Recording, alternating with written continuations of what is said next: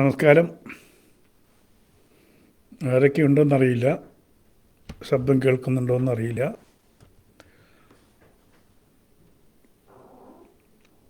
വീണ്ടും കുറേ കാലത്തിന് ശേഷം ലൈവിൽ വന്നിരിക്കുകയാണ്. പൂർണ്ണമായിട്ടും തിരക്കിലായിരുന്നു എന്ന് പറയുന്നതിൽ അതിശയോക്തിയില്ല. കാരണം തിരക്കിൽ തന്നെ ആയിരുന്നു. നമ്മുടെ AI സിനിമയുടെ പൂർത്തീകരണം ഏകദേശം കഴിഞ്ഞു എന്ന് വേണമെങ്കിൽ പറയാം. അതിൻ്റെ പൂർണ്ണമായിട്ടുള്ള തിരക്കിലായിരുന്നു. കേൾക്കാമോ ദിലീപ് ജോസഫ്? കേൾക്കാമെന്ന് കരുതുന്നു. എന്തായാലും 2 മണിക്കൂർ 20 മിനിറ്റ് ഏകദേശം, ഫുൾ ടൈം നോക്കിയിട്ടില്ല എങ്കിലും 2 മണിക്കൂർ 20 മിനിറ്റ് ദൈർഘ്യമുള്ള ഒരു സിനിമ പൂർത്തിയായി കഴിഞ്ഞു. വെറും ഒരു സിനിമയല്ല, ഞാൻ പറയുന്നത് ലോകത്തെ ആദ്യത്തെ AI നാട്ടു സിനിമ എന്ന് പറയുന്നാൽ അത് അത്ഭുതമാവില്ല. കാരണം നാടൻ ക്യാരക്ടേഴ്സും നാടൻ പാട്ടുകളും ഒക്കെ ആയിട്ടുള്ള ഒരു കൊമേഴ്സ്യൽ സിനിമ തന്നെ. ഒരു പരീക്ഷണമാണത്. ശരിക്കും പറഞ്ഞാൽ 100% പരീക്ഷണമാണ്. ആ പരീക്ഷണം എനിക്ക് വേണ്ടി നടത്തിയതല്ല, പക്ഷേ ധാരാളം യുവാക്കളുണ്ട് ഒരു സിനിമ ചെയ്യണം എന്നാഗ്രഹിച്ച് നടക്കുന്നവർ. അവർക്കൊക്കെ പ്രചോദനമാവുന്ന രീതിയിൽ ആണ് ആ സിനിമ ചെയ്തിരിക്കുന്നത്. കാരണം സിനിമയുടെ എല്ലാ ഘടകങ്ങളും അതിൽ കൂട്ടി യോജിപ്പിച്ചിട്ടുണ്ട്. അപ്പോൾ അതിൻ്റെ പറഞ്ഞാൽ ഒരു ഫുൾ ലെങ്ത്ത് എങ്ങനെയാണോ ഒരു ഫീച്ചർ ഫിലിം ഉണ്ടാക്കുക AI ഉപയോഗിച്ച്, ആ ഒരു ധാരണയിൽ തന്നെയാണ് പോയിരിക്കുന്നതും പൂർത്തീകരിച്ചിരിക്കുന്നതും. അതിൻ്റെ പേരിട്ടിട്ടില്ല. സോങ് അടുത്ത ആഴ്ച റിലീസ് ചെയ്യാൻ പറ്റും എന്ന്, എല്ലാം പൂർത്തിയായിരിക്കുകയാണ്. എങ്കിലും നമുക്കത് റിലീസ് ചെയ്യാനുള്ളൊരു ടൈം നോക്കി ഇലക്ഷൻ്റെ ചൂടൊക്കെ കഴിഞ്ഞിട്ട് സോങ് റിലീസ് ചെയ്യാം. അപ്പം അതിൻ്റെ പണിയിലായിരുന്നു എന്ന് പറയുന്നതാണ് ശരി. അതിനിടയിൽ ഫേസ്ബുക്കിൽ രാമസിംഹൻ്റെ എന്ത് പോസ്റ്റിൻ്റെ അടിയിലും ഏകദേശം മുനിസിപ്പാലിറ്റിയിലെ കക്കൂസിൻ്റെ അവസ്ഥയിൽ, അല്ലെങ്കിൽ നമ്മൾ ബസ് സ്റ്റാൻഡിലൊക്കെ ഉള്ളൊരു കക്കൂസിൻ്റെ അവസ്ഥയിലാണ് ഈ സുഡാപ്പികൾ വന്ന് 1ഉം 2ഉം സ്വാധിക്കുന്നത്. നിങ്ങൾക്കറിയാമല്ലോ. അത് ഏത് പോസ്റ്റ് എന്ത് പോസ്റ്റ് എന്നില്ല. ഞാൻ രാഷ്ട്രീയം അങ്ങനെ സാധാരണ പറയാറില്ല. ഒരു കോമൺ ആയിട്ടുള്ള കാര്യങ്ങളെ പറയാറുള്ളൂ. BJPക്ക് വേണ്ടി വോട്ട് പിടിക്കാൻ ഞാൻ പോകാറില്ല. പക്ഷേ ദേശസംബന്ധിയായിട്ടാണോ അതല്ല സാംസ്കാരികപരമായിട്ടാണോ നമ്മളൊരു പോസ്റ്റ് ഇട്ട് കഴിഞ്ഞാൽ അതിൻ്റെ അടിയിൽ വന്നിട്ട് ഒരു വിഭാഗം, ഏത് വിഭാഗമാണെന്ന് ഞാൻ പറയാതെ തന്നെ നിങ്ങൾക്കറിയാം, അതിനകത്ത് വന്ന് തൂറി മെഴുകുക എന്ന് പറയുന്ന ഒരവസ്ഥയുണ്ട്. പലപ്പോഴും നമ്മൾ പറഞ്ഞു, ഇത് അവരുടെ സംസ്കാരമാണ്, അവർ പഠിച്ച പാഠത്തിൻ്റെ ഒരു പ്രത്യേകതയാണ്. ഇപ്പോൾ ഭിന്നമായിട്ടുള്ള മതങ്ങളുണ്ട്. ആ ഭിന്നമായ മതങ്ങളിലേക്ക് പലയിടത്തുനിന്നും ആൾക്കാർ വന്നിട്ടുണ്ട്. ഇപ്പോൾ ഇന്ന് നമ്മൾ ഒരു കുട്ടിയുടെ ദുഃഖം കണ്ടു. ഇസ്ലാമിലേക്ക് പോയ ഹാദിയ ഇസ്ലാമിലേക്ക് പോയി. കോടിക്കണക്കിന് രൂപ ചിലവാക്കി കേസ് പറഞ്ഞ് ആ കുട്ടിയെ ഇസ്ലാമിലേക്ക് കൊണ്ടുപോയി. ഇന്നലെ ആ കുട്ടിയുടെ മാതാവ് മരിച്ചു. ആ കുട്ടി വരുമെന്ന് പിതാവിനോട് പറഞ്ഞു എന്നാണ് വാർത്ത കേട്ടത്. പക്ഷേ അവരെ വിട്ടില്ല. സ്വന്തം അമ്മയെ ഒരു നോക്ക് കാണാൻ ആ മകളെ മതം വിട്ടില്ല എന്ന് വേണം പറയാം. മതം വിട്ടില്ല. ആ മതത്തിലേക്ക് ചേക്കേറിക്കഴിഞ്ഞാൽ ആ കുട്ടിയുടെ മാതാവും പിതാവും കാഫിറാണ് എന്നുള്ളതാണ്. അവരോട് ആ കുട്ടി ഒരു കാരണവശാലും സംസാരിക്കാൻ പോലും പാടില്ല. എങ്ങനെയാണിത് പൊറുക്കുക മനുഷ്യൻ? പെറ്റമ്മ നൊന്തു ഇന്നലെ ഹൃദയം നിലച്ച് മരിച്ചു. എന്നിട്ട് എൻ്റെ വായിൽ വല്ലതും വരും ഞാൻ പറയാം. എന്നിട്ട് പറയുന്നതാണ്, അമ്മയുടെ കാലിൻ്റെ അടിയിലാണ് സ്വർഗം എന്ന് പറയുകയും ചെയ്യും. ഏതമ്മയുടെ? അമ്മയുടെ കാലിൻ്റെ അടിയിലാണ് പോലും സ്വർഗം. പെറ്റ മകളെ ഓർത്തോർത്തോർത്തോർത്ത് ഒന്ന് കാണാൻ പോലും കഴിയാതെ ഹൃദയം പൊട്ടി മരിച്ച ആ അമ്മയുടെ മൃതദേഹം കാണാൻ പോലും അവരനുവദിച്ചില്ല എന്ന് പറയുമ്പോൾ എന്താണ് ആ സമൂഹം എന്ന് പൊതുസമൂഹം മനസ്സിലാക്കിയാൽ നന്നായിരിക്കും. അത് പറയുന്നതിന് ഈ ഭാരതത്തിൽ അവകാശമുണ്ട്. ആ അവകാശം ഉപയോഗിച്ചുകൊണ്ടാണ് ഞാൻ പറയുന്നത്. വന്നു നോക്കുക, എൻ്റെ കീഴിൽ വന്നിട്ട് തുമ്പില്ലാ സിംഹം. ഇതാണ് ഖുർആൻ പഠിച്ച കൾച്ചർ. ഞാനിവിടെ സംസാരിക്കുന്നത് അവരുടെ മതത്തിന് എതിരല്ല, അവരുടെ പ്രവർത്തനങ്ങളെയാണ് നമ്മൾ ചൂഷണം ചെയ്യുന്നത്, ചോദ്യം ചെയ്യുന്നത്. അവരെങ്ങനെയാണ് സമൂഹത്തെ ചൂഷണം ചെയ്യുന്നുള്ളത് എന്നാണ് പറയുന്നത്. പക്ഷേ നോക്കൂ, ഞാൻ പറഞ്ഞത് ശരിയല്ലേ? ഈ മതം ആരിഫ് ഹുസൈൻ്റെ ഭാഷയിൽ പറഞ്ഞാൽ പേപ്പട്ടി മതം. ഇത് പറയാതെ വയ്യ. കാരണം ഒരു പൊതുസമൂഹത്തിന് ബോധമുള്ള, സ്കൂളിൽ പോയി പഠിച്ച ഒരു ചെറുപ്പക്കാരന് ഇത്തരമൊരവസ്ഥ കണ്ടാൽ ആരുടെ കൂടെ നിൽക്കണം, അതല്ലെങ്കിൽ അത് ഏതാണ് നീതി എന്ന് തിരിച്ചറിയുന്നില്ലെങ്കിൽ അവിടെയും അവൻ്റെ മതമാണ് അവൻ്റെ ഈ തലച്ചോറിൽ വർക്ക് ചെയ്യുന്നെങ്കിൽ ഇവരൊക്കെ പേ പിടിച്ചവരാണ് എന്ന് തന്നെ പറയാതെ വയ്യ. ഞാൻ മുസൽമാനായിട്ടുണ്ട്. 2 ദിവസം മുമ്പ് എൻ്റെ സഹോദരനോട് ഞാൻ സംസാരിച്ചിരുന്നു. മുസൽമാനായിരുന്നു, ഞാൻ ഹിന്ദുവായി. അവിടെ എന്താണ്, എൻ്റെ സഹോദരൻ തന്നെ, എൻ്റെ പിതാവിൻ്റെ രക്തം തന്നെയാണ് അവർ. എൻ്റെ പെങ്ങന്മാരുണ്ട്, അവർക്ക് താല്പര്യമില്ലെങ്കിൽ ഞാൻ അവിടെ പോവില്ല. പക്ഷെ അവർക്ക് താല്പര്യമുണ്ടെങ്കിൽ നമ്മൾ അവരോട് സംസാരിക്കുന്നതിന് ഒരു കുഴപ്പമില്ല. കഴിഞ്ഞ വർഷം എൻ്റെ സ്കൂളിൽ ഒത്തുകൂടലുണ്ടായിരുന്നു. എൻ്റെ പെങ്ങന്മാരും മരുമക്കളും എല്ലാവരും വന്നു.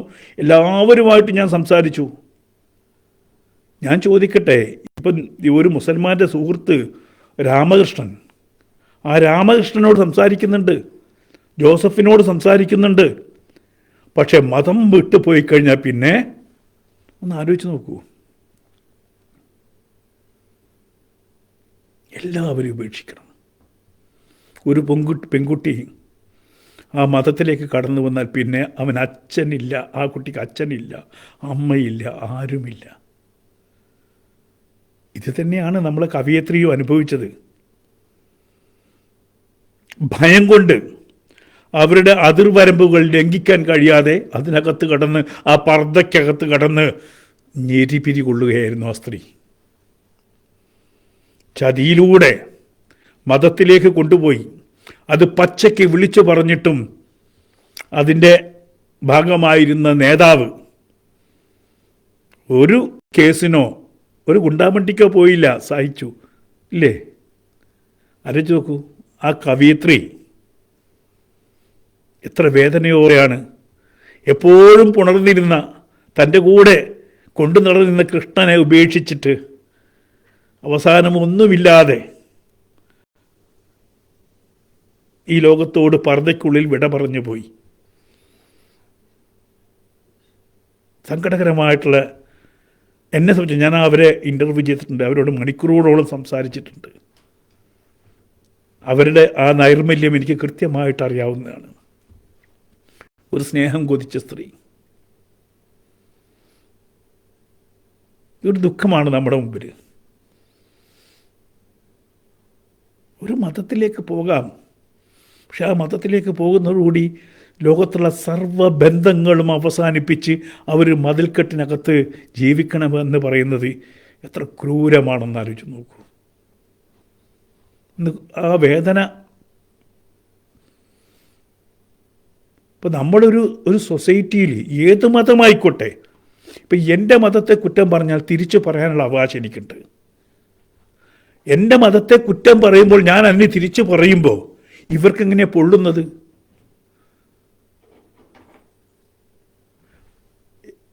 മുജാഹിദ് ബാലുശ്ശേരി പറഞ്ഞു, ഗുരുവായൂരപ്പനെ പിടിച്ച സ്വർഗത്തിൽ പോലും എനിക്ക് നോവും. പോടാ പുല്ലെന്ന് എനിക്ക് പറയാനുള്ള അവകാശം എനിക്കില്ലേ? ഞാൻ ഗുരുവായൂരപ്പനെ വിളിക്കും. എന്റെ ഗുരുവായൂരപ്പനെ വിളിക്കുന്നത് അവിടെ 72 തേവിടിശികളെ കിട്ടാൻ വേണ്ടിയിട്ടാണ് എന്ന് ഞാൻ അവകാശപ്പെടില്ല. എന്റെ ഗുരുവായൂരപ്പനെ വിളിക്കുന്നത് ആ ഗുരുവായൂരപ്പനെ ലയിക്കാനും ബ്രഹ്മത്തിൽ ലയിക്കാനും വേണ്ടിയാണ്. രണ്ട് വഴിയാണ്. ഒരു സ്വർഗവും അവിടെ 72 തുടുത്ത ഉടയാത്ത മുലകളുള്ള സ്ത്രീകളുടെ അടുത്തേക്ക് അല്ല ഞങ്ങൾ ഗുരുവായൂരപ്പനെ വിളിക്കുന്നത്. അത് തുറന്നു പറയണം. മുജാഹിദ് ബാലുശ്ശേരി ഗുരുവായൂരപ്പൻ്റെ അടുത്ത് പോയാൽ സ്വർഗം കിട്ടില്ല എന്ന് പറയും. വേണ്ടടോ ഞങ്ങൾക്ക് ആ പുല്ല് സ്വർഗം എന്ന് പറയാനുള്ള റൈറ്റ് ആർക്കുണ്ട്? ഞാൻ ഇന്നലെ അതാണ് പോസ്റ്റ് ചെയ്തത്. ഇങ്ങോട്ട് ആക്രമിക്കുമ്പോൾ തിരിച്ച് ആക്രമിക്കാനുള്ള റൈറ്റ് നമുക്കുണ്ട്. നിന്റെ രാമൻ ബെടക്കാണെങ്കിൽ നിന്റെ മമ്മദും ബെടക്കാണെന്ന് പറയാൻ എനിക്ക് അവകാശമില്ലേ? ഒരു വശത്തേക്ക് മാത്രം പാലം വെക്കുകയും ആ വശത്തേക്ക് മാത്രം ഒരു മതേതരത്വം പറഞ്ഞാൽ ഒരു വശത്തേക്ക് മാത്രം തിരിച്ചു പാടില്ല. ഇന്ന് ഒരു മുരുകക്ഷേത്രത്തിൽ സംഭവിച്ചത് കണ്ടോ? തമിഴ്നാട്ടിൽ ഇന്നലെ നൂറ്റാണ്ടുകളായി വിളക്ക് കൊളുത്തിക്കൊണ്ടിരുന്നതാണ്. അതിന്റെ മുകളിൽ ഒരു കബർ സ്ഥാപിച്ചു. അങ്ങനെയാണല്ലോ ഇവിടെ. എവിടെയും ഇല്ലാത്ത ഒരു ക്ഷേത്രഭൂമിയിൽ എവിടെയെങ്കിലും പോയി ഒരു മീസാങ്കല്ല് സ്ഥാപിക്കുകയും അവിടെ ഞങ്ങളുടെ ഔലിയാണെന്ന് പറയുകയും അവിടെ ഒരു കൂടാരം പൊക്കുകയും പിന്നെ അതൊരു ബിൽഡിംഗായി മാറുകയും അത് പള്ളിയായി മാറുകയും അവിടെ അവകാശം ഉന്നയിക്കുകയും ഒട്ടകത്തിന് ഇടം കൊടുത്തതുപോലെയാണ്. ഇന്ന് അവിടെ ഒരു വിളക്ക് കത്തിക്കാൻ ഹിന്ദു ഈ കോടതിയിൽ മുട്ടിട്ടിടയുന്നു. നൂറ്റാണ്ടുകളായി, ആയിരക്കണക്കിന് വർഷങ്ങളായി അവൻ വിളക്ക് കത്തിച്ചെടുത്ത് അവൻ ഇന്നൊരു വിളക്ക് കത്തിക്കണമെങ്കിൽ ഈ ആളുകളോട് സമ്മതം ചോദിക്കണം. അതല്ലെങ്കിൽ കോടതിയിൽ പോയിട്ട് എൻ്റെ പൊന്നു കോടതി 10,500 വർഷമായിട്ട് ഞങ്ങള് വിളക്ക് കത്തിക്കുന്ന ഇടമാണ്, ഞങ്ങളൊന്ന് കത്തിച്ചോട്ടെ എന്ന് കേണപേക്ഷിക്കുന്ന ഗതിയിലേക്ക് ഹിന്ദു മാറിയിട്ടുണ്ടെങ്കിൽ അതിനെക്കുറിച്ച് സംസാരിക്കണ്ടേ? മിണ്ടാതിരിക്കണം. ഇന്നലെ ഒരു സ്ത്രീ വൈകുന്നേരം സന്ധ്യാനാമം ചോദിക്കുമ്പോൾ നമ്മൾ ജ്ഞാനപ്പാന ചൊല്ലാറുണ്ടല്ലോ, ആ ജ്ഞാനപ്പാനെ വ്യഭിചരിച്ചിട്ട് ഒരു വീഡിയോ കാണാൻ എനിക്കിടയായി. എൻ്റെ മനസ്സ് നൊമ്പരമുണ്ടാവും. ഇവിടുത്തെ പ്രായമായ സ്ത്രീകൾ, ഹൈന്ദവ വിശ്വാസികൾ അത്രയും പവിത്രതയോട് കൊണ്ടു നടക്കുന്നതാണ് ആ ജ്ഞാനപ്പാന. അതിനെ തുണി ഉരിഞ്ഞിട്ട് ബലാസംഗം ചെയ്തിട്ട് അത് നിസ്സഹായതയോടെ നോക്കി നിൽക്കുന്ന ഹിന്ദുവിൻ്റെ മനസ്സുണ്ടല്ലോ, ആ മനസ്സിന് എന്നെ പോലെയുള്ള ചിലരെങ്കിലും ഒന്ന് പ്രതികരിച്ചിട്ടുണ്ടെങ്കിൽ പിന്നെ എന്തിനാടോ ജീവിതം? ആരെ ഭയപ്പെട്ടിട്ടാണ് ജീവിക്കുന്നത്? കണ്ടോ ഇസ്മായിൽ എറോത്ത് പച്ച അണ്ടർവെയർ ഇട്ടിരിക്കുന്നു. അവനിടുന്ന അണ്ടർവെയറാണ് ഇവിടെ കൊണ്ടുപോയി ഇടുന്നത്. നോക്കൂ, ഞാൻ തമാശ പറയുന്നതല്ല. ഈ വർഗം കേരളത്തിൽ എത്രമാത്രം ഇവര് വേരൂന്നിയിട്ടുണ്ട്, അസഹിഷ്ണുരാണ്. ഹൈന്ദവ വിശ്വാസങ്ങളെ കുറിച്ച് പറയുമ്പോൾ അല്ലെങ്കിൽ ഹൈന്ദവർക്ക് വേണ്ടി സംസാരിക്കുമ്പോൾ അവിടെ വന്ന് മലം വിസർജനം നടത്തുന്നുണ്ടെങ്കിൽ ഇവര് എവിടെയാണ് നിൽക്കുന്നത് എന്ന് മനസ്സിലാക്കണം നമ്മൾ. എന്താ നമുക്ക് പറയാൻ പാടില്ലേ?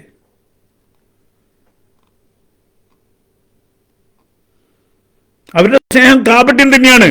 നാളെ നിങ്ങൾക്കും ഇത് ഇന്നലെ തുടങ്ങിയല്ല. 1921 ഏത് ചോറ് കൊടുത്ത കൈക്ക് തിരിച്ച് കടിച്ചത് എഴുതപ്പെട്ടിട്ടുണ്ട്, രേഖപ്പെടുത്തപ്പെട്ടിട്ടുണ്ട്. പിന്നീട് ആ രേഖപ്പെടുത്തിയ സത്യങ്ങളെ മുഴുവൻ മൂടി വെച്ചപ്പോഴാണ് രാമസിംഹന് പുഴ മുതൽ പുഴ വരെ, അതാണ് ഇവരെ ഏറ്റവും നോവിച്ചത്. അങ്ങ് കുത്തിപ്പൊക്കിയ ഒരാളായിരുന്നു വാര്യംകുന്നൻ. അത് നമ്മൾ ചലച്ചിത്രമാക്കിയപ്പോൾ ഒന്നുകൂടെ വൈരാഗ്യം കൂടി. ഒന്ന് മതം മാറി രാമസിംഹനായി. അതിനു മുമ്പ് വാര്യംകുന്നനെക്കുറിച്ച് സിനിമയെടുത്തു. കെട്ടിപ്പൊക്കിയ ഗോപുരങ്ങളൊക്കെ പൊളിഞ്ഞു വീണു. പൊതുസമൂഹം ചർച്ച ചെയ്തു. ഇവിടെ പ്രിന്റ് ചെയ്യപ്പെട്ട എല്ലാ രേഖകളും സമൂഹം ചികഞ്ഞെടുത്ത് വായിച്ചു. അതിന് കാരണം ഈ രാമസിംഹൻ തന്നെയാണ്, സംശയിക്കേണ്ട. അതും അവരെ നൊമ്പരപ്പെടുത്തുന്നുണ്ട്. എത്രയോ പേര് ഇന്നലത്തെ ഫേസ്ബുക്കിൻ്റെ അടിയിൽ വന്ന് നിന്നെ കൊന്നു കളയും എന്ന് പറഞ്ഞു. ഇത് ഇന്നോ ഇന്നലെ അല്ല, നിന്നെ. അപ്പോൾ നിങ്ങൾ ചോദിക്കും പോലീസ് സ്റ്റേഷനിൽ പോയി കേസ് കൊടുക്കും. എന്നെ കൊല്ലുമെന്ന് ഭീഷണിപ്പെടുത്തിയ ഒരു കാസർഗോഡുകാരൻ്റെ നമ്പർ സഹിതം കൊണ്ടുപോയി ഇവിടുത്തെ എൻ്റെ പോലീസ് സ്റ്റേഷനിൽ കൊണ്ടുപോയി പരാതി കൊടുത്തിട്ട് 4 കൊല്ലം കഴിഞ്ഞിട്ട് ആളെ കിട്ടിയില്ല, ഞങ്ങളത് പിൻവലിച്ചോട്ടെ എന്ന് പറഞ്ഞു. ഞാൻ പറഞ്ഞു പിൻവലിച്ചോളൂ, കാരണം ആളെ കിട്ടാൻ ഫോൺ നമ്പർ അടക്കാ കൊടുത്തത്, എന്നിട്ട് ആളെ കിട്ടിയില്ല. ഞങ്ങൾ ഒരുപാട് സെർച്ച് ചെയ്തു, നടന്നില്ല. അതുകൊണ്ട് ഞങ്ങളിത് പിൻവലിച്ചു. അപ്പം നമ്മൾ ഒരു സുരക്ഷയ്ക്ക് വേണ്ടി നമ്മുടെ പോലീസ് സ്റ്റേഷനിൽ പോയി കഴിഞ്ഞാൽ എതിരാളികൾ സുഡാപ്പികളാണെങ്കിൽ നീ പോയി ചാവട എന്നാണ് പോലീസിൻ്റെ നിലപാട്. എൻ്റെ വീട്ടിൽ സെൻട്രൽ ഇൻ്റലിജൻസ് വന്നു, സ്റ്റേറ്റ് ഇൻ്റലിജൻസ് വന്നു, പറഞ്ഞു നിങ്ങൾക്ക് ഇവിടെ നിന്നല്ല പുറത്തുനിന്ന് ഭീഷണിയുണ്ട്, രാജ്യാന്തര ഭീഷണിയുണ്ടെന്ന് പറഞ്ഞു.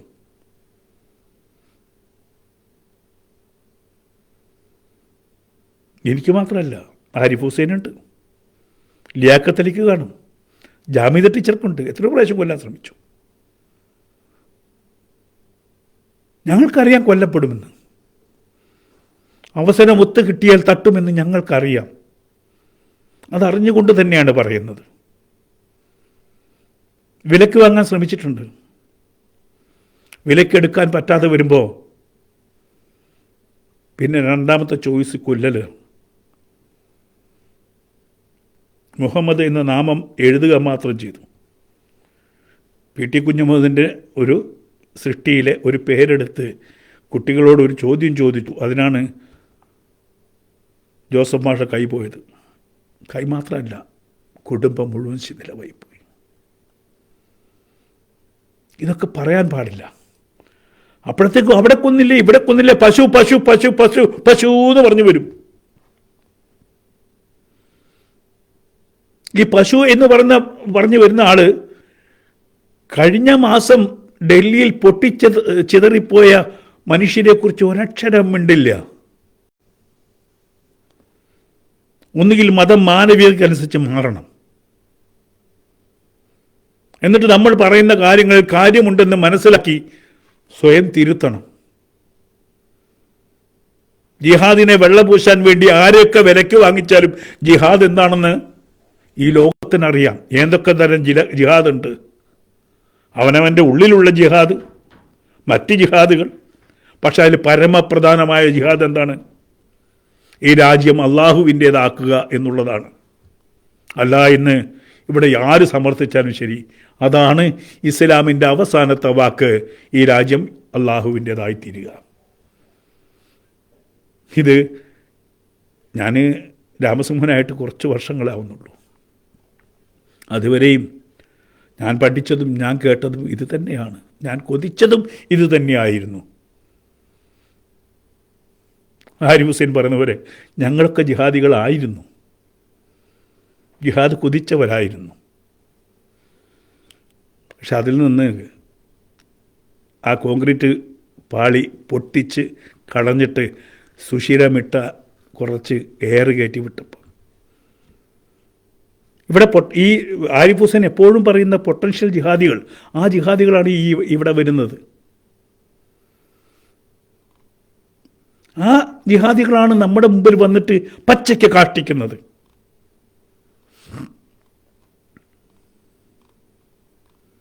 ലോകം ഇത്രയും മുന്നോട്ട് പോയില്ലേ? അവർക്ക് ലോകത്തെക്കുറിച്ച് അറിയാഞ്ഞിട്ടല്ല. ഗാസയെക്കുറിച്ച് കരയുന്നവർ അപ്പുറത്ത് ബംഗ്ലാദേശിലെ ഹിന്ദുവിനെ കുറിച്ച് ചിന്തിക്കുക പോലുമില്ല. കാശ്മീരിലെ പണ്ഡിറ്റുകളെക്കുറിച്ച് ഒരക്ഷരം പറയില്ല. കൃത്യമായിട്ടും ഒരു സ്ഥലത്തേക്ക് മാത്രം, അവരുടെ ഒരു ഉന്നം മാത്രം, അവിടെ മാത്രം സംരക്ഷിക്കാൻ വേണ്ടി ആഫ്രിക്കയിൽ സംഭവിക്കുന്നതിനെക്കുറിച്ച് പറയില്ല. ഒരു ദിവസം 1000-ഉം 2000-ഉം പേര് കൊല്ലപ്പെടുന്നു, മിണ്ടില്ല. ക്രിസ്ത്യാനികൾ ചുട്ടരിക്കപ്പെടുന്നു, മിണ്ടില്ല. ഗാസയിലെ കുഞ്ഞുങ്ങളുടെ എണ്ണമെടുക്കാൻ ഇവിടുത്തെ സകല മാപ്രകളും സകല വിശ്വാസികളും ഓടുന്നത് അങ്ങ് ഗാസയിലേക്കാണ്. വേറെ ലോകത്ത് എവിടെ സംഭവിച്ചാലും, യൂറോപ്പിൽ പൊട്ടിച്ചെറിയാലും, മെഷീൻ ഗണ്ണെടുത്ത് തുരുതുരാ വെച്ച് മനുഷ്യരെ കൊന്നാലും കമാ എന്നൊരക്ഷരം മിണ്ടില്ല.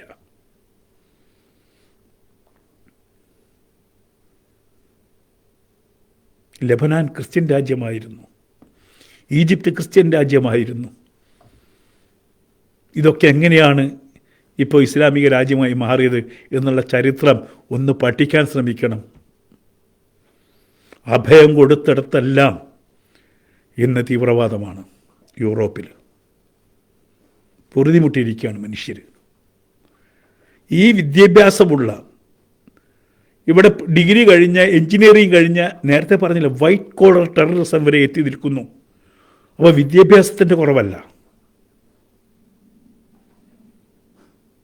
ഇന്ന് വന്നതിന് പ്രത്യേകതയുണ്ട്.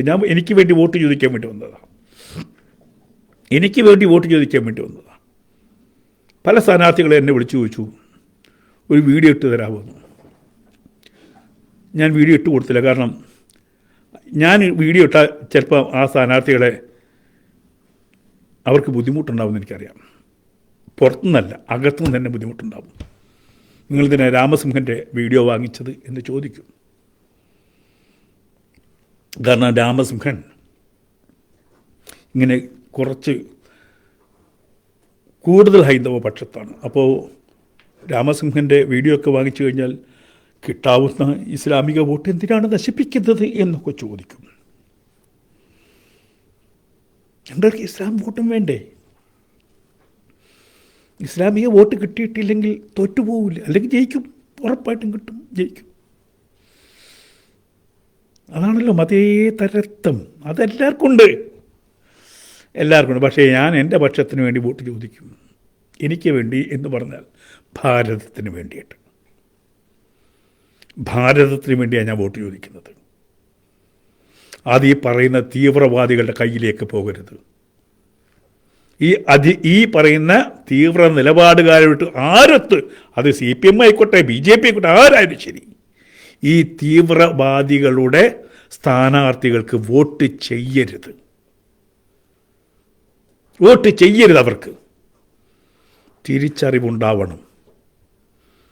ഇത് 2025 2047 ഞങ്ങൾ ഇസ്ലാമിക ഭരണം കൊണ്ടുവരും എന്ന് പറയുന്ന ഒരു ഗ്രൂപ്പ് പച്ചയായിട്ട് ഇന്ന് കോൺഗ്രസിൻ്റെ കൂടെയുണ്ട്. വേറൊരു ഗ്രൂപ്പ് കമ്മ്യൂണിസ്റ്റ് പാർട്ടിയുടെ കൂടെയുമുണ്ട്. തിരിച്ചറിയണം. അപ്പം ഞാൻ രാജ്യത്തിന് വേണ്ടി വോട്ട് ചോദിക്കുന്നു എന്ന് പറഞ്ഞാൽ ഇന്ന ചിഹ്നത്തിന് വേണ്ടി എന്ന് ഞാൻ പറയുന്നില്ല. നിങ്ങൾ ആർക്കാണെങ്കിൽ ശരി, ഈ പക്ഷമുണ്ടല്ലോ, ഈ വർഗീയ പക്ഷം, മതമാണ് ഞങ്ങൾക്ക് വലുത് എന്ന് പറയുന്ന ആ പക്ഷം ജയിച്ചാൽ മതം ജയിക്കും, മനുഷ്യർ തോറ്റുപോകും. മനുഷ്യർ തോറ്റുപോകാൻ പാടില്ല, ഭാരതം തോറ്റുപോകാൻ പാടില്ല. അതിനാണ് ഞാൻ മത്സരിക്കുന്നു എന്ന് പറയുന്നത്. ഞാൻ ഭാരതത്തിന് വേണ്ടിയിട്ടാണ് ആ മത്സരം മത്സരിക്കുന്നത്. എനിക്ക് വേണ്ടി വോട്ട് ചെയ്യും. എന്താണ്? ഞാൻ ഇഷ്ടപ്പെടുന്ന ഭാരതത്തിന് വേണ്ടി വോട്ട് ചെയ്യുക. അതിൻ്റെ നല്ല പ്രയാണത്തിന് വേണ്ടിയിട്ട് അത് പഞ്ചായത്ത് ലെവലിൽ തുടങ്ങണം എന്നുള്ളതാണ്. ചിന്തിക്കാനുള്ള അവസരം നിങ്ങൾക്കുണ്ട്, എല്ലാവർക്കും ഉണ്ട്. ഇവിടെ ഇലക്ഷൻ വരുമ്പോൾ ഒരു കൂട്ടുമുന്നണി ഉണ്ടാക്കുന്നുണ്ട്. അതുവരെ പറയും ഞങ്ങൾ വർഗീയതയ്ക്കെതിരാണ്, തേന പച്ച അങ്ങ് പറഞ്ഞുകൊണ്ടിരിക്കും. പിന്നെ ഈച്ചയും മലവും തമ്മിലുള്ള ബന്ധമാണ് ഇലക്ഷൻ ആകുമ്പോൾ.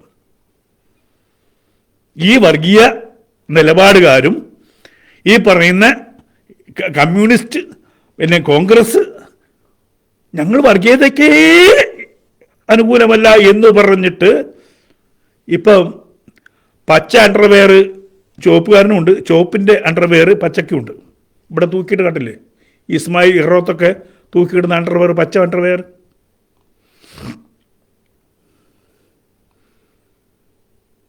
അത്തരക്കാർ ജയിക്കാൻ പാടില്ല.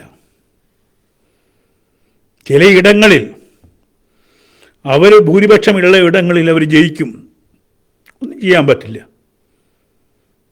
കാരണം അതാണല്ലോ ഞങ്ങൾ വളരുന്നു വളരുന്നു എന്ന് പറയുന്നതിൻ്റെ പുറകിലൊരു വളർച്ചയുണ്ട്.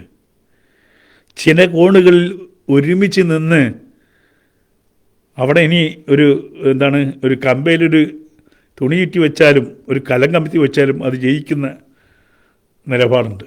അതാണ് മതമാണ് ഞങ്ങൾക്ക് വലുത് എന്ന് പറയാനുള്ള കാരണം.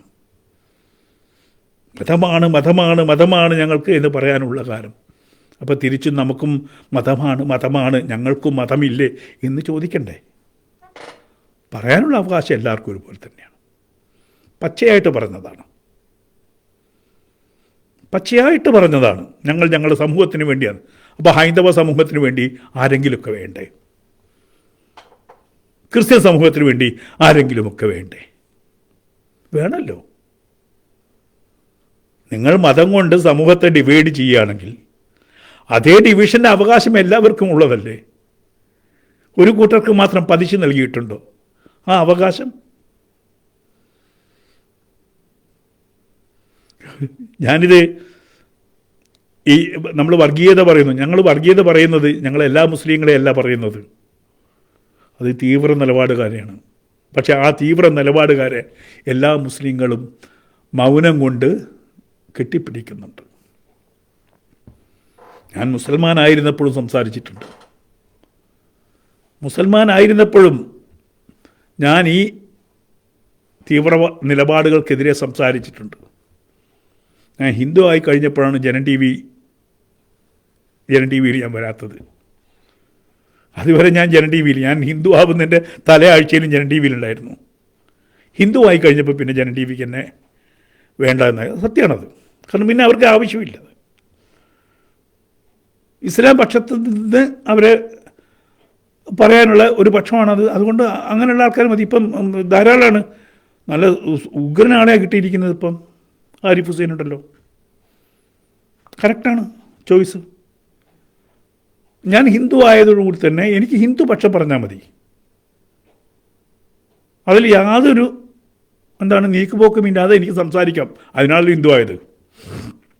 മറ്റങ്ങനെ ആയിരുന്നില്ല. നീ ആരാടാ ഇതൊക്കെ പറയാൻ എന്ന് ചോദിക്കുമായിരുന്നു. ഞാൻ ഹിന്ദു ആകുന്നതിന് മുമ്പ് ധർമ്മം പഠിച്ചിട്ടാണ് 20 വർഷത്തോളം ഞാൻ ക്ഷേത്രങ്ങളിലൂടെ പ്രഭാഷണം നടത്തിക്കൊണ്ടിരുന്ന ആളാണ്. ഞാൻ പറയുമ്പോൾ എന്നോട് ചോദിക്കും, നീ ആരാ ഇതൊക്കെ പറയാൻ? മേത്തനല്ലേ എന്ന് ചോദിക്കും. ആ ചോദ്യം ഒഴിവാക്കാൻ തന്നെ. അത് മാത്രമല്ല, എനിക്ക് ഗുരുവായൂർ കയറണം, പത്മനാഭസ്വാമി ക്ഷേത്രത്തിൽ കയറണം. അതിനുവേണ്ടിയാണ് മാറിയത്. പോയി ഗുരുവായൂരപ്പനെ കണ്ടു, പത്മനാഭസ്വാമി ക്ഷേത്രത്തിൽ പോയി, അവിടെ പോയി തൊഴുതു,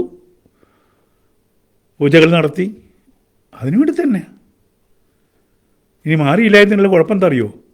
എങ്ങാനും തട്ടിപ്പോയ ഇവന്മാർ എന്നെ കൊണ്ടുപോയി പള്ളിക്കാട്ട് കുഴിച്ചിടും. എന്നിട്ട് വേണേൽ മേലെ മൂത്തൊഴിക്കുകയും ചെയ്യും. കാരണം അവിടെ റൈറ്റ് വേറെയാണ്. എൻ്റെ അടുത്ത് ചിദാനന്ദ സ്വാമിജി പറഞ്ഞു, എന്തിനാണ് അലി അക്ബർ രാമസിംഹനാവുന്നത്? ഹിന്ദുവായി ജീവിക്കാൻ മതം മാറേണ്ട കാര്യമൊന്നുമില്ല. ശരിയാണ്. പക്ഷേ എൻ്റെ പേരും എൻ്റെ മതത്തിൽ നിന്നുകൊണ്ട് ഞാൻ ധർമ്മം പറഞ്ഞാലും ചത്തു കഴിഞ്ഞാൽ അവർക്കാണ് അവകാശം. മഹല്ല് കൊണ്ടുപോകും. മഹല്ലിൽ മെമ്പറാണോ അല്ലയോ ഒന്നും നോക്കൂല. ഒരു മുസൽമാനാണ് മരിച്ചത്, നിങ്ങളാരാ തൊടാൻ എന്ന് ചോദിക്കും. എടുത്തുകൊണ്ട് പോയി. ഇപ്പം എന്നെ കൊണ്ടേ കത്തിക്കുക എവിടെയുണ്ടെങ്കിലും.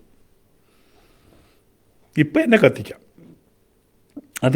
അതുകൊണ്ടാണ് മതം മാറിയത്. അല്ലാതെ മതം മാറാതെയും ഹിന്ദുവായിട്ട് തന്നെ ജീവിക്കാം ഇസ്ലാമിൽ. ധർമ്മത്തിൻ്റെ കൂടെ പോയാൽ മതി. മനസ്സിലായല്ലോ? ഇതൊന്നും പറയാൻ ഉദ്ദേശിച്ചതല്ല, എന്നെക്കൊണ്ട് പറയിപ്പിക്കുന്നതാണ്. ഞാനൊരു ഹിന്ദുമതം സ്വീകരിച്ചു, ഹിന്ദുവായി മാറിക്കഴിഞ്ഞ അന്ന് മുതൽ ഒന്നും മിണ്ടാതിരിക്കുമ്പോഴും നിങ്ങൾ നോക്കൂ, എൻ്റെ എല്ലാ പോസ്റ്റും എടുത്തു നോക്കൂ. ആ പോസ്റ്റിൻ്റെ അടിയിലൊക്കെ ഈ പറയുന്ന പച്ച അണ്ടർവെയറുണ്ട്. ഇതാ പ്രമുഖ ശാഖയിൽ മേത്തനാണ്, നമുക്കറിയാം. ഇവരെ നിയന്ത്രിക്കാൻ സെൻട്രൽ ഗവൺമെൻറ് വ്യവസ്ഥ കൊണ്ടുവന്നിട്ടില്ലെങ്കിൽ ഏറ്റവും ബുദ്ധിമുട്ടാവും. ഇവിടെ കുറേ BJP-ക്കാരുണ്ടല്ലോ, പറയണം ആധാറുമായിട്ട് ലിങ്ക് ചെയ്യണം FB. അത് ലിങ്ക് ചെയ്യാൻ പറയുമ്പോഴത്തേക്കും കമ്മ്യൂണിസ്റ്റുകാർ ഇറങ്ങും, കോൺഗ്രസ്സുകാരും ഇറങ്ങും. കാരണം അവർക്ക് ഇതേപോലത്തെ പന്നന്മാർ ആവശ്യമുണ്ടായി. തന്തയില്ലാത്ത, സ്വന്തമായി പേരില്ലാത്ത, എവിടുന്നോ ഉണ്ടായി മുളച്ചു വന്നിട്ട് ഏതെങ്കിലും പേരിട്ട് ഇവിടെ വരുന്ന തന്തയില്ലാത്ത മക്കൾ, നമ്മളൊക്കെ രാമസിംഹൻ അബൂബക്കർ എന്ന് പറഞ്ഞിട്ട് തന്നെയാണ് ഇപ്പോഴും ഫേസ്ബുക്കിലുള്ളത്. തന്തയ്ക്ക് പറഞ്ഞത് തന്നെയാണ്. പക്ഷേ ഇവിടെ വരുന്ന പന്നപ്രമുഖ ശാഖയിൽ അസല് മേത്തനാണ്. RSS ഇല്ലാണ്ടാക്കുക, അല്ലെങ്കിൽ ഇവൻ ഈ പേരിട്ട് കഴിഞ്ഞാൽ RSS ഭയങ്കര ക്ഷീണമാണെന്ന ഈ മറ്റേ പിഗിൻ്റെ ധാരണ.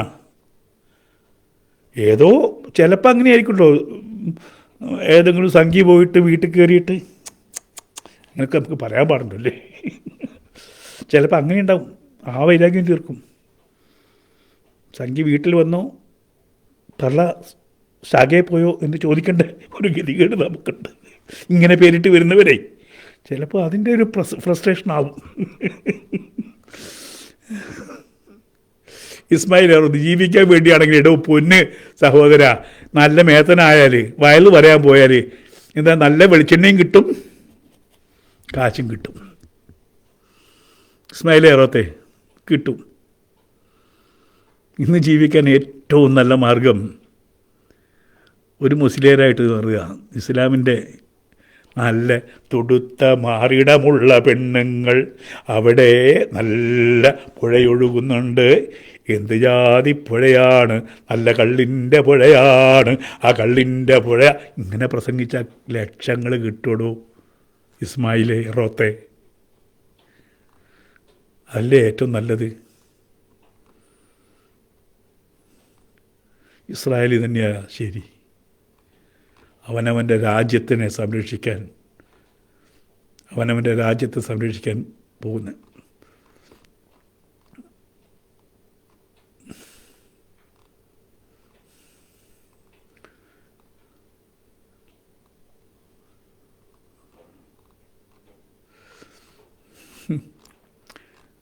ഇതാണ് പലതും വലിച്ചുകൊണ്ട് ഓടുന്നുണ്ട്. ഇട്ടിട്ട് അപ്പം തന്നെ, കാരണം അങ്ങനെയാണ്. ഇത് ജനങ്ങൾ ശ്രദ്ധിക്കുന്നു. നാട്ടൊക്കെ അവർക്കിടയിൽ നിന്ന് പറഞ്ഞു എന്തിനാണ് ഇത്തരം പോസ്റ്റുകൾ ഇടുന്നത്, എന്തിനാണ് ഈ മയ്യും പൂവും കൂട്ടിയിട്ട് ഒരു മനുഷ്യനെ വിളിക്കുന്നത്. അവൻ്റെയൊക്കെ തന്തയുടെ പ്രായമുണ്ട് എനിക്ക്. അപ്പം തിരിച്ചു പറയില്ല എന്നാണ്. പക്ഷേ ഞാൻ തിരിച്ചു പറയാമെന്ന്. ഒരു പരിധി വിട്ട് കഴിഞ്ഞാൽ തിരിച്ചു പറഞ്ഞിട്ടില്ലെങ്കിൽ ഇവർ മേലെ കയറി നമ്മുടെ തലയിലും സ്വാധിക്കും. അതുകൊണ്ട് ഇപ്പം ഞാൻ കണ്ടെത്തിയിരിക്കുന്ന ഏറ്റവും നല്ല മാർഗം, ഇവൻ വിളിക്കുന്നത് എന്നെ അല്ല, യഥാർത്ഥത്തിൽ അവൻ്റെ മുത്തിനെയാണ്. അവൻ്റെ മുത്തിനെയാണ് വിളിക്കുന്നത്. ആ മുത്തിൻ്റെ പേരാണ് എന്നെ വിളിക്കുന്നത്. അവൻ്റെ മുത്തിൻ്റെ പേര്. കാരണം ആ ഗ്രന്ഥത്തിലുണ്ട്. പോയിട്ട് നക്കി കൊടുക്കാൻ പറഞ്ഞ കഥകളൊക്കെ ഉണ്ട്. അത് നമുക്കൊരു സഭ്യമായിട്ടുള്ള ഒരു ഇതേപോലത്തെ ഒരു ഇതിൽ അവരുടെ ആയത്തുകളൊന്നും പറയാൻ പറ്റില്ല, ഹദീസുകളൊന്നും പറയാൻ പറ്റില്ല. കാരണം കുട്ടികളുള്ളതല്ലേ, കുട്ടികൾ കേൾക്കുന്നതല്ലേ. കുട്ടികൾക്ക് കേൾക്കാൻ പറ്റാത്ത, മുതിർന്നവർക്ക് പോലും കേൾക്കാൻ പറ്റാത്തതാണ്. ഇസ്മായിലിൻ്റെ അണ്ടർവെയർ നിന്ന് നോക്കൂ, എത്രമാത്രം പച്ച അണ്ടർവെയറാണ്. മോനെ ഇരുമ്പിൻ്റെ അണ്ടർവെയർ ഉണ്ടാക്കണം കേട്ടോ. പൊട്ടിത്തെറിക്കുമ്പോൾ സംഗതി പോയി കഴിഞ്ഞാൽ പിന്നെ അവിടെ 72 പേര് നിന്നെ ഇട്ടൊരു പന്ത് തട്ടുന്നവർ തട്ടും. അതുകൊണ്ട് പച്ച പോരാ, പച്ച ഇരുമ്പിൻ്റെത് വേണം. അങ്ങനെയാണ് ഈ IS ഒക്കെ ചെയ്യുന്നത്, നല്ല ഇരുമ്പിൻ്റെ ചെണ്ടിയിട്ടിട്ട്. കാരണം ആ സുനാമണി പൊട്ടിത്തെറിച്ച് പോയാൽ പിന്നെ 72 ഹൂറികൾക്ക് യാതൊരു ഫലമില്ല നിന്നെ കൊണ്ട്. അതുകൊണ്ട് ഈ പച്ച നിക്കർ മാറ്റിയിട്ട് പറ്റുമെങ്കിൽ എന്ത് ചെയ്യണം, മെറ്റലിൻ്റെ നിക്കർ ഇസ്മായിൽ റോത്ത് ഉണ്ടാക്കണം. അവർക്ക് ഭയപ്പെട്ട് തുടങ്ങിയിട്ടുണ്ട്. നമ്മളീ സംസാരിക്കുന്നത് സമൂഹം കേൾക്കുന്നുണ്ട് എന്നുള്ള വ്യക്തമായ ധാരണ അവർക്കുണ്ട്. അതുകൊണ്ടാണ് ഇത്തരത്തിൽ സംസാരിക്കുന്നത്. ഇപ്പോൾ ശ്രീജിത്ത് പണിക്കരൊക്കെ ഒതുക്കാൻ വേണ്ടിയിട്ട് ഈ പറയുന്ന, എപ്പോഴും നമുക്കറിയാം ഇടതുപക്ഷ ബുദ്ധിജീവികൾ എന്ന് പറഞ്ഞ കുറേ സാംസ്കാരിക നായകളുണ്ട് ഈ രാജ്യത്ത്. അവർക്ക് നാക്കെടുത്ത രാമനെ കുറ്റം പറയാം. ഊർമിളയുടെ ഇതാരാണ് ശമിപ്പിച്ചതെന്നൊക്കെ ചോദിക്കും. പക്ഷേ മറ്റ് മതങ്ങളെക്കുറിച്ച് കമാന്നൊരക്ഷരമുണ്ടില്ല. രാമായണം പൊക്കിയെടുത്തുകൊണ്ട് വരും. രാമായണത്തിൽ ഒരാളും ഒരാളെ കൊല്ലാൻ പറയുന്നില്ല, മതം പറയുന്നില്ല, ജാതി പറയുന്നില്ല. എന്നാൽ വിശുദ്ധ ഖുർആൻ എന്ന് പറയുന്ന ആ വിശുദ്ധത്തിൽ നീ ക്രിസ്ത്യാനിയെയും യഹൂദനെയും സുഹൃത്താക്കി വയ്ക്കരുത് ആയത്താണ്. നീ ബിംബാരാധകരെ കണ്ടെടുത്ത് വെച്ച് തട്ടിക്കോണം മറഞ്ഞിരുന്നിട്ടാണെങ്കിൽ അങ്ങനെ കാഫിരീറ്റിങ്ങളെ തട്ടാൻ തന്നെയാണ് പറഞ്ഞിരിക്കുന്നത്. അയ്യോ അത് അങ്ങനെയല്ല, യുദ്ധത്തിന് പോകുമ്പോൾ പറഞ്ഞതാണ്. ഏത് യുദ്ധത്തിന്? അത് ചോദിച്ചാൽ ഇല്ല. ഈ പറയുന്ന ഇസ്ലാമിക വൽക്കരണം കഴിഞ്ഞ് മെക്ക വിജയം കഴിഞ്ഞിട്ടാണ് പറഞ്ഞത്. ഇനി നടന്നോ എന്തൊക്കെയാണ് ആലോചിച്ച് നോക്കൂ. നമ്മൾ ഈ ഭാരതത്തിൽ ജസിയ കൊടുത്തിട്ടുണ്ട്. നമ്മുടെ പൂർവികർ ഹൈന്ദവർ ജീവിക്കാൻ, ഈ ഹിന്ദുവായി ജീവിക്കാൻ ജസിയ കൊടുത്ത സമൂഹമാണ് നമ്മുടെ പൂർവികർ. ജീവിക്കാൻ സമ്മതിക്കാതെ ആട്ടി ഓടിക്കപ്പെട്ട കാശ്മീരികളുടെ ചരിത്രം നമ്മൾ മറന്നു പോകരുത്. ഒരക്ഷരം പറയില്ലല്ലോ. ഷേവ് ഗാഷ എന്ന് പറയുന്ന ആൾക്ക് ഷേവ് പണ്ഡിറ്റ് എന്ന് പറഞ്ഞ് കേട്ടിട്ടുണ്ടോ നിങ്ങൾ? എവിടെ കേട്ടിട്ടുണ്ടോ? ഈ മലബാറിൽ കൊല്ലപ്പെട്ട ഹൈന്ദവ സഹോദരങ്ങളോട് മാപ്പ് എന്നൊരു വാക്ക് ഈ സമൂഹം പറഞ്ഞിട്ടുണ്ടോ? ഞങ്ങൾക്ക് തെറ്റുപറ്റി, അത് കശ്മലന്മാർ അല്ലെങ്കിൽ തീവ്ര നിലപാടുകാർ കൊന്നതാണ് എന്ന് പറഞ്ഞിട്ടുണ്ടോ? ഡൽഹിയിൽ പൊട്ടിത്തെറിച്ചപ്പോൾ ആരൊക്കെയാണ് ഇവിടെ ഒരു അനുശോചനമെങ്കിലും രേഖപ്പെടുത്തിയോ? ഗാസയ്ക്ക് വേണ്ടിയിട്ട് കോഴിക്കോട് കടപ്പുറം നിറച്ചും ആളുകൾ വന്നിട്ട് പ്രകടനം നടത്തി. എന്തേ ഡൽഹിയിലെ 10-15 മനുഷ്യർ പൊട്ടിച്ചിതറിപ്പോയപ്പോൾ ഒരു കമാനക്ഷരം ഒരു ഫേസ്ബുക്ക് പോസ്റ്റിൽ മോശമായിപ്പോയി തീവ്രവാദികളെ എന്ന് ഇവിടുത്തെ മുസ്ലിം ലീഗിൻ്റെ നേതാക്കന്മാരോ ആരെങ്കിലും പറഞ്ഞു കേട്ടോ? മാധ്യമങ്ങളിൽ വന്ന് പറഞ്ഞോ, ഇസ്ലാമിക സഹോദരന്മാരെ, നിങ്ങൾ ഇത്തരം ആളുകൾക്കിടയിലേക്ക് പോകരുത്, ഇതിനെ മാറ്റി നിർത്തണം, സമൂഹത്തിൽ നിന്ന് ഭീകരവാദികളെ ഇല്ലായ്മ ചെയ്യണം എന്ന് ഇവിടുത്തെ മുസ്ലിം ലീഗിൻ്റെയോ കോൺഗ്രസ്സുകാരനോ ഇവിടെ പച്ചയായിട്ട് ഇസ്ലാമിക സമൂഹത്തോട് പറഞ്ഞോ, മക്കളെ നിങ്ങൾ ഭീകരവാദത്തിലേക്ക് പോകരുതെന്ന് പറഞ്ഞാൽ ചന്തി പൊള്ളും. അപ്പം അതുകൊണ്ടാണ് പണ്ട് ഞാനൊക്കെ സുന്നിയായിരുന്നു. സുന്നികൾക്ക് അങ്ങനെ ചെറുക്കും കാര്യങ്ങളില്ല. സുന്നികൾ ഹൈന്ദവ സമൂഹമായിട്ട് നന്നായി ഇഴുകിച്ചേർന്ന, ഏകദേശം ഹൈന്ദവ ആചാരങ്ങൾ പോലും പിൻപറ്റിയിരുന്ന ആളുകളായിരുന്നു സുന്നികൾ. അന്ന് ഈ വേലിക്കെട്ടുണ്ടായിരുന്നില്ല. എൻ്റെ അമ്മയുടെ വീട്ടിലൊക്കെ തറവാട്ടിലേക്ക് പോകുമ്പോൾ, കൃഷ്ണൻകുട്ടിയുടെ പറമ്പിലൂടെ പോകുമ്പം ഞാൻ എൻ്റെ ബന്ധു വീട്ടിലെത്തുന്നതിൻ്റെ മുന്നേ കൃഷ്ണൻകുട്ടി തെങ്ങിൻ്റെ മുകളിൽ കയറി കാണും ഞങ്ങൾക്ക് ഇളനീരും കൊണ്ടുവരാൻ. അങ്ങനെ കഴിഞ്ഞ സമൂഹമാണ്. പിന്നീട് വന്ന ഈ മുജാഹിദ് പ്രസ്ഥാനവും ജമാഅത്തെ ഇസ്ലാമി പ്രസ്ഥാനവുമാണ് ഇവിടെ ഈ കൊടിയ വിപത്തുകൾ ഉണ്ടാക്കിയെടുത്തത്. ഇപ്പോൾ സുന്നികളും ആ ലൈനിലേക്ക് മാറി. കാരണം പിടിച്ചു നിൽക്കണ്ടേ. ഈ തീവ്രവാദികളെ തള്ളിപ്പറഞ്ഞാൽ സുന്നികൾ ഇല്ലാതാവും. അതുകൊണ്ട് ഇപ്പം മുസ്ലിം ലീഗ് ഏതാണ്, SDP ഏതാണ് തിരിച്ചറിയാൻ പറ്റാത്ത രീതിയിലേക്ക് മാറിയിട്ടുണ്ട്. കമ്മ്യൂണിസ്റ്റ് ഏതാണ്, SDP ഏതാണെന്ന് തിരിച്ചറിയാൻ പറ്റാത്ത, ഇനി മുജാഹിദ് ആരാണ്, അതല്ലെങ്കിൽ ജമാഅത്ത് ഇസ്ലാമിക്കാരാണ്, ഇതൊക്കെ ഒരൊറ്റ വട്ടത്തിൽ ഒരു കുറ്റി അടിച്ചിട്ട് അതിൻ്റെ ചുറ്റും ഇങ്ങനെ വട്ടം കറങ്ങിക്കൊണ്ടിരിക്കുകയാണ്. എല്ലാവരുടെയും ലക്ഷ്യം ഒന്നാണ്, ഇന്ത്യ ഇസ്ലാമിക രാജ്യമാക്കുക. ഉള്ളിൽ കൊണ്ടു നടക്കുന്ന ആ കൊതിയുണ്ടല്ലോ, ആ കൊതിയാണ് പൊട്ടിത്തെറിപ്പിക്കുന്നത്. ആ കൊതിയാണ് സുപ്രീം കോടതി പോലും നിരോധിച്ചിട്ടും അതേ കോളാമ്പി ഇന്ന് കേരളത്തിൽ മാത്രമേ പിന്തുടരുന്നുള്ളൂ. അതേ സൗണ്ടിൽ. ഇന്നലെ കുറേ സഹോദരന്മാർ ചോദിച്ചു, അത് മുസ്ലിങ്ങൾക്ക് വേണ്ടിയല്ലേ ഞങ്ങൾ വിളിക്കുന്നത്, നമ്മളൊക്കെ ചെവിയിൽ പഞ്ഞി വെച്ച് നടക്കണോ?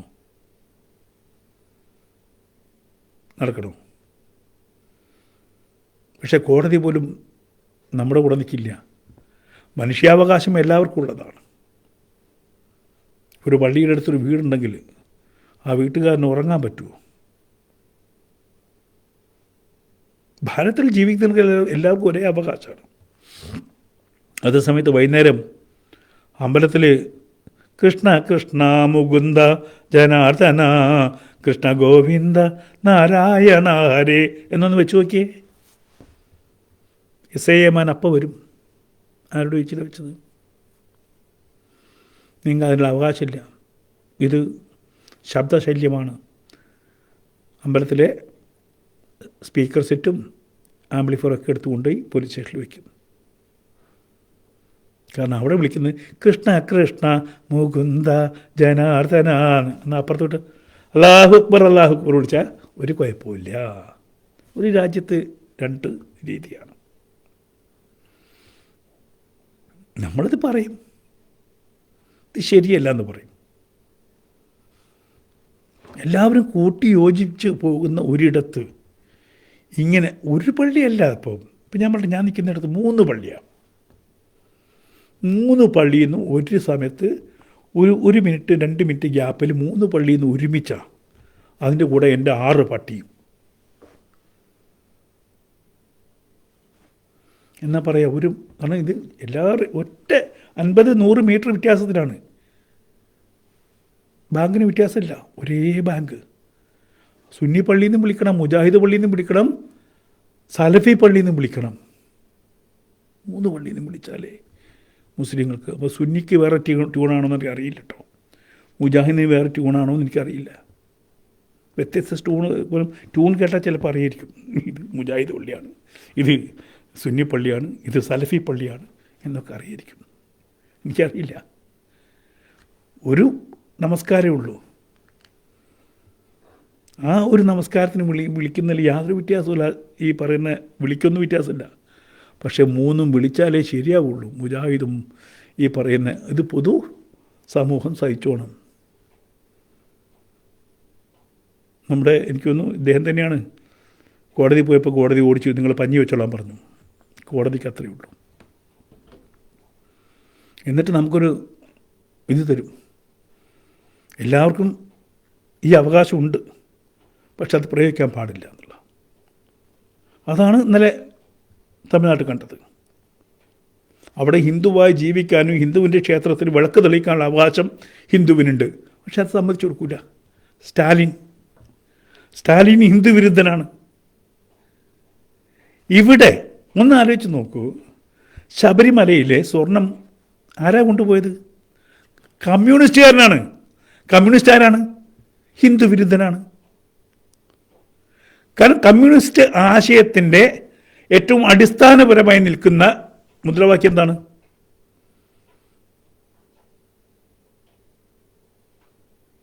അവർ പറയുന്നത് എന്താണ്? നാസ്തികതയാണ്.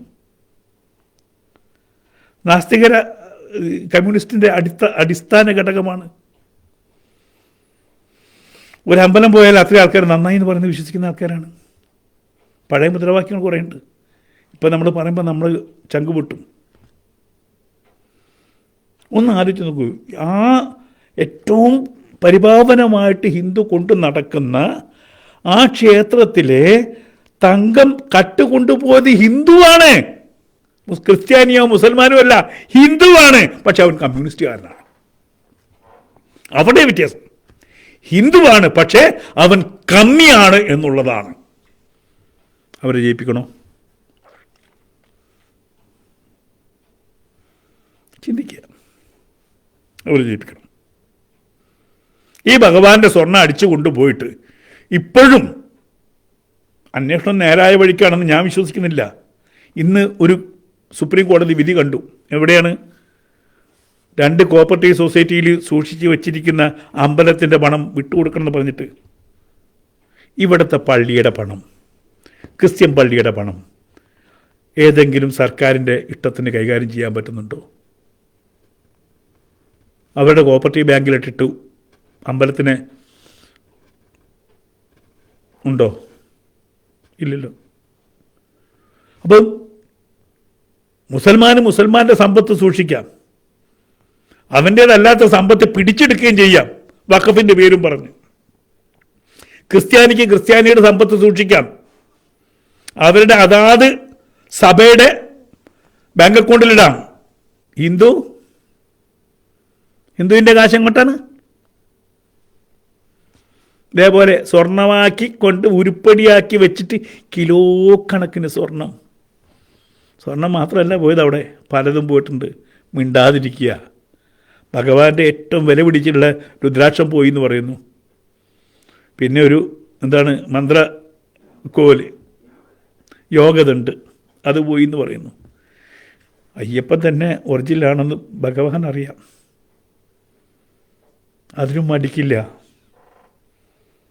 അതിനും മടിക്കാത്ത കൂട്ടരാണ്. അവർക്കെന്ത് അമ്പലം. ശ്രദ്ധിച്ചിട്ടില്ലേ നിങ്ങൾ? അവിടുത്തെ മന്ത്രി വന്നിട്ട് ഇങ്ങനെ ഒരു നിപ്പല്ലേ, എടാ അയ്യപ്പ നിന്നെ ഞാൻ ശരിയാക്കി കാണിച്ചത്, നീ ആരാടാ അയ്യപ്പ, അങ്ങനെയല്ലേ നിന്നത്? ഇപ്പുറത്ത് ഈ രാജ്യത്തിൻ്റെ പ്രസിഡന്റ് വന്നിട്ട് ഇതാ ഇങ്ങനെ നിൽക്കുന്നു, ഇങ്ങനെ നിൽക്കുക. അവിടെ പുറകിൽ ഒരു പുല്ലൻ ഇങ്ങനെ നിൽക്കുക. പുല്ലെന്ന് വിളിച്ചാൽ കുഴപ്പമുണ്ടോ? ഉണ്ടോ? പുല്ലൻ തന്നെ. എൻ്റെ അയ്യപ്പൻ്റെ മുന്നിൽ അങ്ങനെ നിൽക്കുന്ന ഒരു പുല്ലൻ പന്നൻ എന്ന് തന്നെ പറഞ്ഞു. ഞാൻ അതിനെന്നെ കൊണ്ടുപോയി തൂക്കി കൊന്നാലും എനിക്കൊരു കുഴപ്പമൊന്നുമില്ല. എൻ്റെ അയ്യപ്പൻ്റെ മുന്നിൽ അങ്ങനെ ആരും നിൽക്കില്ല. ഞാനൊക്കെ ഒന്ന് ഒരു നോക്കിങ്ങനെ കാണാൻ വേണ്ടി കൊതിച്ചിട്ടുണ്ട്. അയ്യപ്പ മര്യാദക്കൊന്ന് കണ്ടോട്ടെ. ഒറ്റ പ്രാവശ്യമേ എനിക്ക് മര്യാദ കാണാൻ പറ്റുള്ളൂ. അതൊരു അവിടെയുള്ളൊരു തീരെ വയ്യാണ്ടപ്പോൾ ഒരു SI എന്നെ കൊണ്ടുപോയി ഈ അവിടെ ഒരു പ്രത്യേക സ്ഥലത്ത് നിർത്തിയിട്ട് കണ്ടോന്ന് പറഞ്ഞു. അന്നാണ് ഒരു 5 മിനിറ്റ് എനിക്ക് കാണാൻ പറ്റിയത്. കാരണം അത്രയും പരിശുദ്ധമായിട്ട് ഹിന്ദു കൊണ്ട് നടക്കുന്ന ഒരു പടിവാതിലാണത്, അയ്യപ്പൻ്റെ പടി. അവിടെ വന്ന് ഇങ്ങനെ എന്നാൽ ഈ പന്നിക്ക് അപ്പുറത്ത് ഓഫീസിൽ നിന്നാൽ പോരെ? അവിടെ നിൽക്കാൻ അയ്യപ്പനെ വണങ്ങാൻ പറ്റാത്ത ചെറ്റകൾക്കൊക്കെ അപ്പുറത്ത് മാറി നിൽക്കാം. ഓഫീസിൻ്റെ അതാരായാലും ശരി, മന്ത്രിയായാലും ശരി, തന്ത്രിയായാലും ശരി, ആരായാലും ശരി, അയ്യപ്പനെ വണങ്ങാൻ പറ്റാത്തവൻ അയ്യപ്പൻ്റെ മുമ്പിൽ എന്തിനാണ് പോകുന്നത്? അവർക്കാണോ വോട്ട് കൊടുക്കേണ്ടത്? ഹിന്ദു ചിന്തിക്കടോ. ഞാൻ വർഗീയത പറയുന്നത്, ചിന്തിച്ചോ. പറഞ്ഞിടത്ത് മാറിപ്പോകുന്നില്ല. അവർക്കാണോ വോട്ട് കൊടുക്കേണ്ടത്? അഭിമാനമുള്ള ഒരു ഹിന്ദുവായിട്ട് ജീവിക്കുക. പറയാനുള്ളത് തീർത്ത് പറയണം. വീട്ടിലേക്ക് ലാസ്റ്റ് റൗണ്ട് കയറി വരും. അരിവാൾ ചുറ്റിക നക്ഷത്രത്തിൽ വോട്ട് ചെയ്യാൻ വേണ്ടി പറയണം. അയ്യപ്പൻ്റെ സ്വർണ്ണം എവിടെയാണെന്ന് ചോദിക്കണം. ചോദിച്ചില്ലെങ്കിൽ പിന്നെ എന്തൊക്കെ ഹിന്ദു പോകുമെല്ലാം അടിച്ചുകൊണ്ട് പോകും. അമ്പലവും ഉണ്ടാവില്ല, അമ്പലത്തിൽ സമ്പത്തുണ്ടാവില്ല. ഇന്ന് ലക്ഷക്കണക്കിന് ഹെക്ടേഴ്സ് അയ്യപ്പൻ്റെതും അടക്കം സകല ക്ഷേത്രങ്ങളിലെ ഭൂമി കണ്ടവൻ്റെ കയ്യിലാണ്. 3000-4000 ഏക്കർ ഉണ്ടായിരുന്ന ക്ഷേത്രങ്ങൾ എനിക്കറിയാം. ഇന്നത് 300-200 ഉണ്ടോ എന്ന് ദൈവത്തിന് അറിയാം. അടുത്ത കാലത്ത് കോഴിക്കോട് ക്ഷേത്രത്തിൻ്റെ, നരസിംഹക്ഷേത്രത്തിൻ്റെ കോട്ടിമരം അടക്കം കൊണ്ടുപോകാൻ വേണ്ടി ഒരു ശ്രമം നടത്തി. ഞാൻ എൻ്റെ പുറകെ ഓടിയിരുന്നു കുറച്ച്. അവസാനം സെൻട്രൽ മിനിസ്റ്റർ അവിടെ സർവീസ് റോഡ് വേണ്ടെന്ന് പറഞ്ഞു. എന്നിട്ടും അതിനെ നശിപ്പിക്കാൻ വേണ്ടിയിട്ട് ഞാനത് പൊളിപ്പിക്കും എന്ന് പറഞ്ഞ ഒരാൾ ഇപ്പം ഇന്ന് ഭൂമിയിലില്ല. ആരാണ് എന്താണെന്ന് ഞാൻ പറയില്ല. ഞാൻ ആ തിരുമുറ്റത്തുനിന്ന് പറഞ്ഞതാണ്. ആ നരസിംഹമൂർത്തിയുടെ മുമ്പിൽ നിന്ന് പറഞ്ഞതാണ്, ഇതിനെ നശിപ്പിക്കാൻ ശ്രമിക്കുന്നവർ ഉടനെ പണി മേടിച്ചു പോകുമെന്ന് ഞാൻ എൻ്റെ കണ്ണുകൊണ്ട് കേട്ടിട്ടുണ്ട്. ഈ പറയുന്ന ക്ഷേത്രത്തിൽ കൈയിട്ട വാരിയ ഒരു കുടുംബവും നിന്നിട്ടില്ല. ഈ പപ്പൻ സാറിൻ്റെയൊക്കെ കുടുംബം ഇനിയുള്ള ജീവിതകാലം മുഴുവൻ അയ്യപ്പൻ്റെ മുതൽ കട്ട കുടുംബമെന്ന് അറിയപ്പെടുക.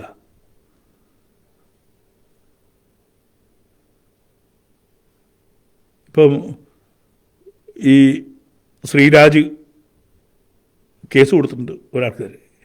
ശ്രീരാജിനെ ഈ കള്ളം വന്ന് പൊന്നാട അണിക്കുന്നത്, പോലീസിനെ കള്ളം വന്ന് പൊന്നാട അണിയിക്കുന്നത് നമ്മൾ കണ്ടതല്ലേ. എന്നിട്ട് ഇപ്പുറത്ത് വന്നിട്ട് സ്വാമിയേ ശരണയ്യപ്പ. കള്ളന്മാരും പോലീസും ഒക്കെ കൂട്ടുകൂടിയിട്ട് തന്നെയാണ്. അവിടെ പോലീസ് ഉണ്ടായിരുന്നില്ലേ, CCTV ഉണ്ടായിരുന്നു, പോലീസ് ഉണ്ടായിരുന്നു, ഒക്കെ ഉണ്ടായിട്ടും കമ്മികൾ അടിച്ചുകൊണ്ട് പോയി. കിട്ടിയിട്ടില്ല സ്വർണ്ണം എവിടെയാണെന്നുള്ളത്. വെറും സ്വർണ്ണമല്ല, തങ്കമാണ് പോയത്. അവർക്ക് വോട്ട് കൊടുക്കണോ? പറ. വോട്ട് കൊടുക്കണോ?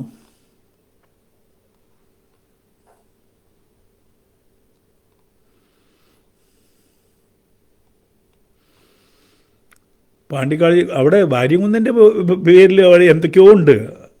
പക്ഷെ വാര്യംകുന്നനെ ആരാന്ന് ലോകത്തറിയാം. നിങ്ങൾക്കറിയോ വാര്യംകുന്നൻ്റെ ചരിത്രം? ഈ ചരിത്ര രേഖകൾ മുഴുവൻ നശിപ്പിക്കാൻ വേണ്ടി കാത്തിരിക്കുന്നു. എല്ലാ രേഖകളും, കോടതി രേഖകളും മറ്റു രേഖകളൊക്കെ ഉണ്ട്. ഇതൊക്കെ നശിച്ച് തീരുന്നവരെ കാത്തിരുന്നു. നശിച്ച് തീർന്നപ്പോഴാണ് പിന്നീട് വാര്യംകുട്ടൻ്റെ കഥ വേറെ രീതിയിൽ എഴുതപ്പെട്ടത്. അതാണ് ഇസ്ലാമിൻ്റെ ഒരു പ്രത്യേകത. ചരിത്രത്തിൻ്റെ അവശേഷിപ്പുകളെ മുഴുവൻ മായ്ച്ചു കളഞ്ഞിട്ടാണ് പുതിയൊരു കഥ സൃഷ്ടിക്കുക. ഇപ്പം ഗുജറാത്ത് കലാപം എന്ന് പറയുമ്പോൾ ഗോത്ര മിണ്ടില്ല. ഗുജറാത്ത് കലാപം നടന്നു, ശരിയാണ്. ആ കലാപത്തിൻ്റെ തീ എവിടെ നിന്നാണ് ഉണ്ടായതെന്ന് ഒരൊറ്റ മുസ്ലിം പറയുന്നത് കേട്ടിട്ടുണ്ടോ നിങ്ങൾ? ഏതെങ്കിലും സംഘടന പറയുന്നത് കേട്ടിട്ടുണ്ടോ? ഗോത്ര ട്രെയിൻ തീവെപ്പിൽ നിന്നല്ലേ ഉണ്ടായത്?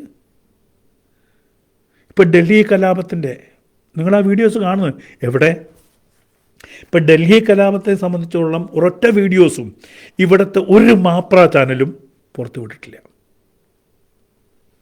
ഡൽഹി കലാപത്തിന് നമ്മുടെ കേരളത്തിനടക്കം ആൾക്കാർ കത്തുകിടപ്പുണ്ടല്ലേ. ആ ഡൽഹി കലാപത്തിൻ്റെ പിന്നിൽ നിന്ന് എങ്ങനെയാണ് ഇന്ത്യയെ വിഭജിക്കേണ്ടത്, എങ്ങനെയാണ് ഇന്ത്യ നിശ്ചലമാക്കേണ്ടുന്നത്, ഏതൊക്കെ റോഡ് ബ്ലോക്ക് ചെയ്യണം, ചിക്കനൊക്കെ എങ്ങനെ പിടിച്ചടക്കണം എന്ന് കൃത്യമായിട്ടുള്ള ഒരു അജണ്ട വെച്ചിട്ടാണ് ഡൽഹി കലാപം നടന്നത്. അറിയൂ? എന്നെങ്കിലും ഇവിടുത്തെ മാപ്രകൾ ചർച്ച ചെയ്തിട്ടുണ്ടോ? എന്തിന് ഡൽഹി പൊട്ടിത്തെറി, ഈ വൈറ്റ് കോളർ ഇതുപോലും ചർച്ച ചെയ്ത് അവസാനം ഫേസ്ബുക്കിലുള്ള മാപ്രകളെ നമ്മളൊക്കെ ചീത്ത പറഞ്ഞപ്പോഴാണ് ഒരു ദിവസമോ 2 ദിവസമോ ചർച്ച ചെയ്തത്. കാരണം ജിഹാദികളുടെ പണം മേടിക്കുന്നവരാണ് മാപ്രകൾ, ജിഹാദികളുടെ പങ്ക് പറ്റുന്നവരാണ് മാപ്രകൾ. അവരൊരു വാർത്തയും തരില്ല. ഇപ്പോൾ ഒന്ന് ആലോചിച്ച് നോക്കൂ, ഇവിടെ 16 വയസ്സുള്ള ഒരു കുട്ടിയെ ഈ പറഞ്ഞ IS ചേർക്കാൻ വേണ്ടി അമ്മയും പുതുതായിട്ട് കല്യാണം കഴിച്ച വ്യക്തിയും കൂടി ശ്രമിച്ച വാർത്ത, അല്ലെങ്കിൽ ഈ IS പ്രവർത്തനം ഇവിടെ ഉണ്ട്, ഈ ജിഹാദുകൾക്കെന്നെ ഇവിടെ ഉണ്ട് എന്ന് ഏത് മാപ്രയാണ് ചർച്ച ചെയ്തിരിക്കുന്നത്? എന്നാൽ നാഷണൽ ചാനൽ ആ കുട്ടിയുടെ ഇൻ്റർവ്യൂ, ആ കുട്ടിയോട് ചോദ്യങ്ങൾ ചോദിച്ചു. ഈ ഇന്ത്യയുടെ എല്ലാ ഭാഗത്തും ആ കുട്ടിയുടെ ശബ്ദം എത്തിച്ചു. എവിടുത്തെ ചാനലുകൾ? നാഷണൽ ചാനലുകൾ. മലയാളി ഈ മാപ്രകൾ ആരെങ്കിലും ആ കുട്ടിയുടെ ഒരു ഇൻ്റർവ്യൂയോ അല്ലെങ്കിൽ അതിനെക്കുറിച്ചൊരു ചർച്ചയോ ഇങ്ങനെ ജിഹാദ് നടക്കുന്നുണ്ട് ഈ കേരളത്തിൽ എന്ന് ഒരക്ഷരം മിണ്ടൂല. മിണ്ടിക്കഴിഞ്ഞാൽ വെളിച്ചെണ്ണ നിൽക്കും. വേദനിക്കാതെ സംഗതികൾ നടക്കണമല്ലോ. പലപ്പോഴും തോന്നിയിട്ടുണ്ട് ഈ കേരളം എങ്ങോട്ടാണ് പോകുന്നത്.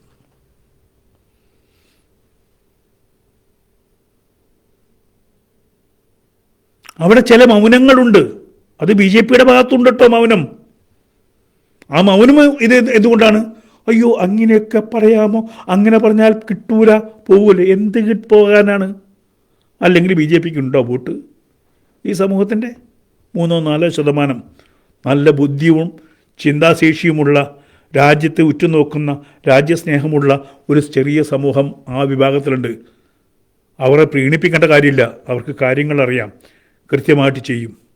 ഈ രാമസിംഹന് കൊടുവള്ളിയിൽ 11,585 വോട്ട് കിട്ടിയിട്ടുണ്ട്.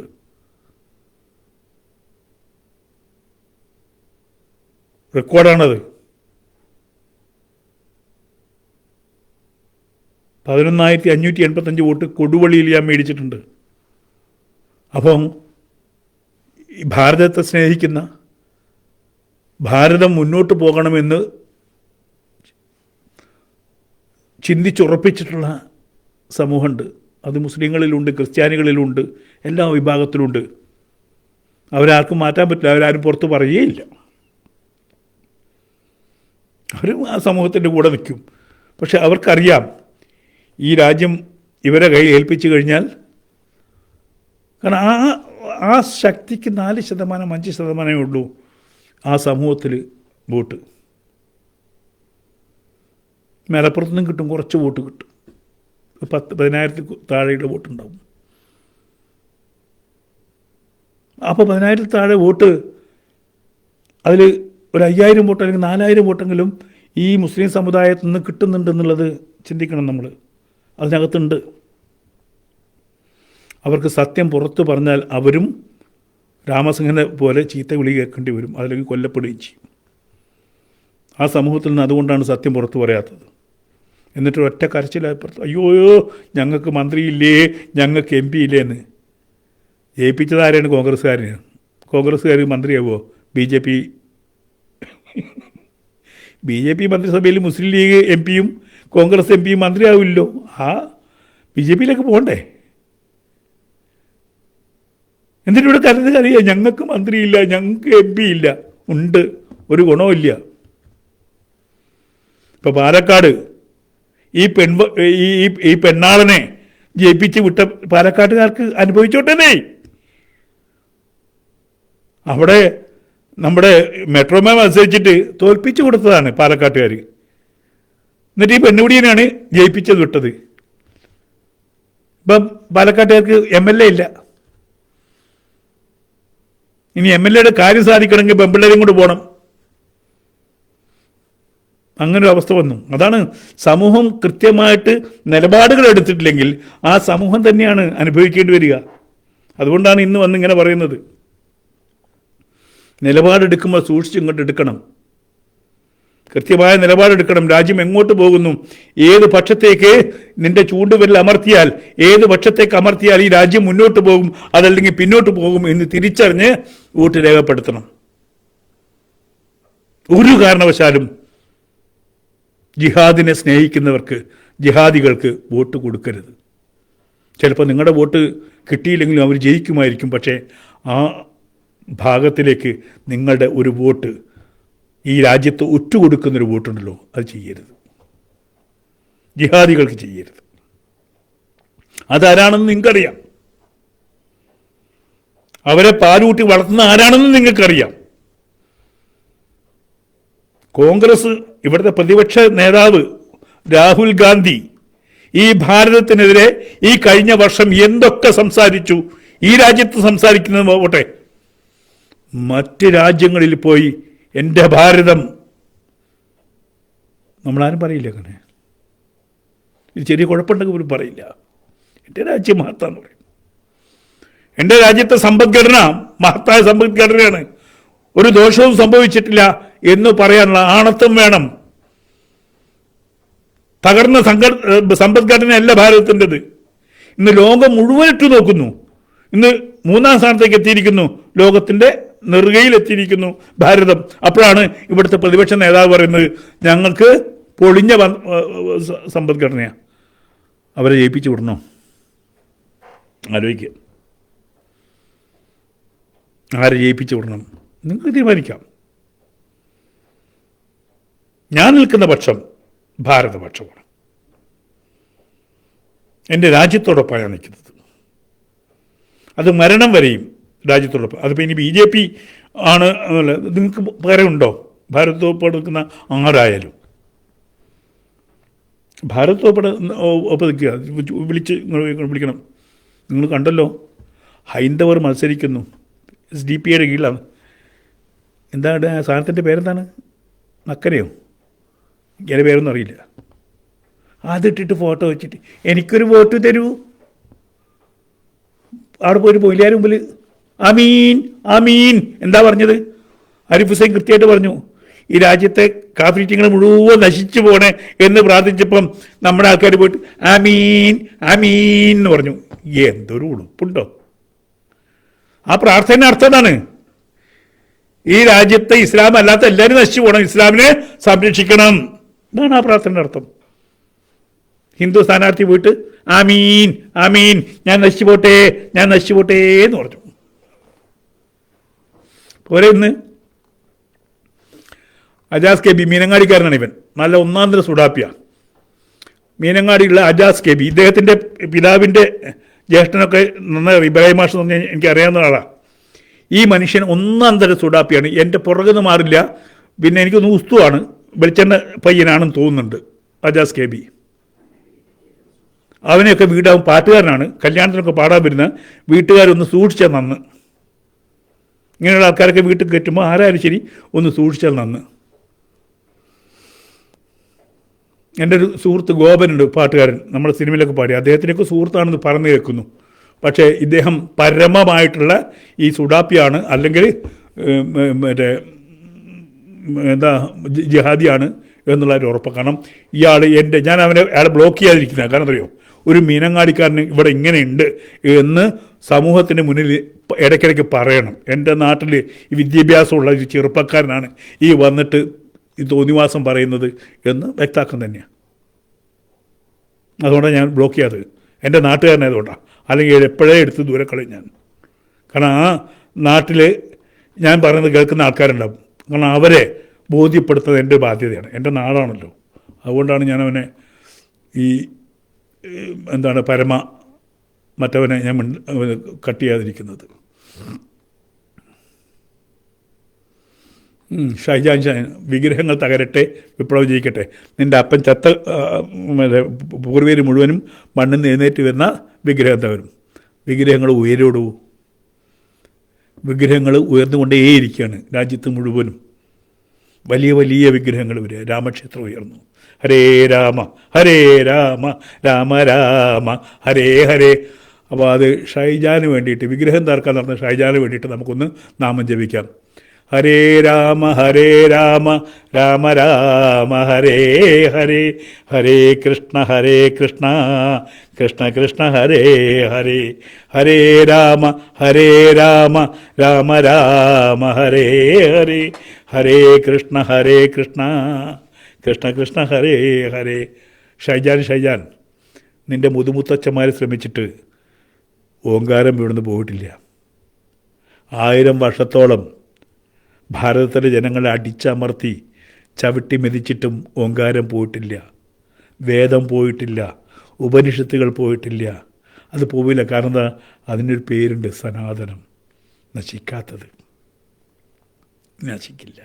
ഇന്ന് ലോകം മുഴുവനും അത് വ്യാപിക്കുകയാണ്. ഇന്ന് ഭഗവത്ഗീത പഠിക്കാത്ത ലോകമില്ല. എല്ലാ രാജ്യങ്ങളിലും, സൗദി അറേബ്യ അടക്കം. അതാണ് ഭാരതത്തിൻ്റെ ഇവിടെ നിന്നാണോ സയൻസ് ഉണ്ടായത്. ഭൂമി ഉരുണ്ടതാണ് ആദ്യമായി നമ്മൾ പറഞ്ഞത്. കണാദനാണ് നമ്മളെ ആറ്റം എന്ന് പറയുന്ന സംഗതി ഇന്ത്യക്കാരൻ കണ്ടുപിടിച്ചതാണ്. പൂജ്യം കണ്ടുപിടിച്ചത് നമ്മൾ തന്നെയാണ്. കൃത്യമായിട്ട് ഭൂമിയുടെ വലിപ്പം പോലും പറഞ്ഞവരാണ് ഭാരതം. ഇവിടെ നിന്ന് ചന്ദ്രനിലേക്കുള്ള ദൂരവും പറഞ്ഞിട്ടുണ്ട്. ഇന്നും അമേരിക്കൻ ഇതിൽ സർജറിയുടെ ആയിട്ട് നമ്മുടെ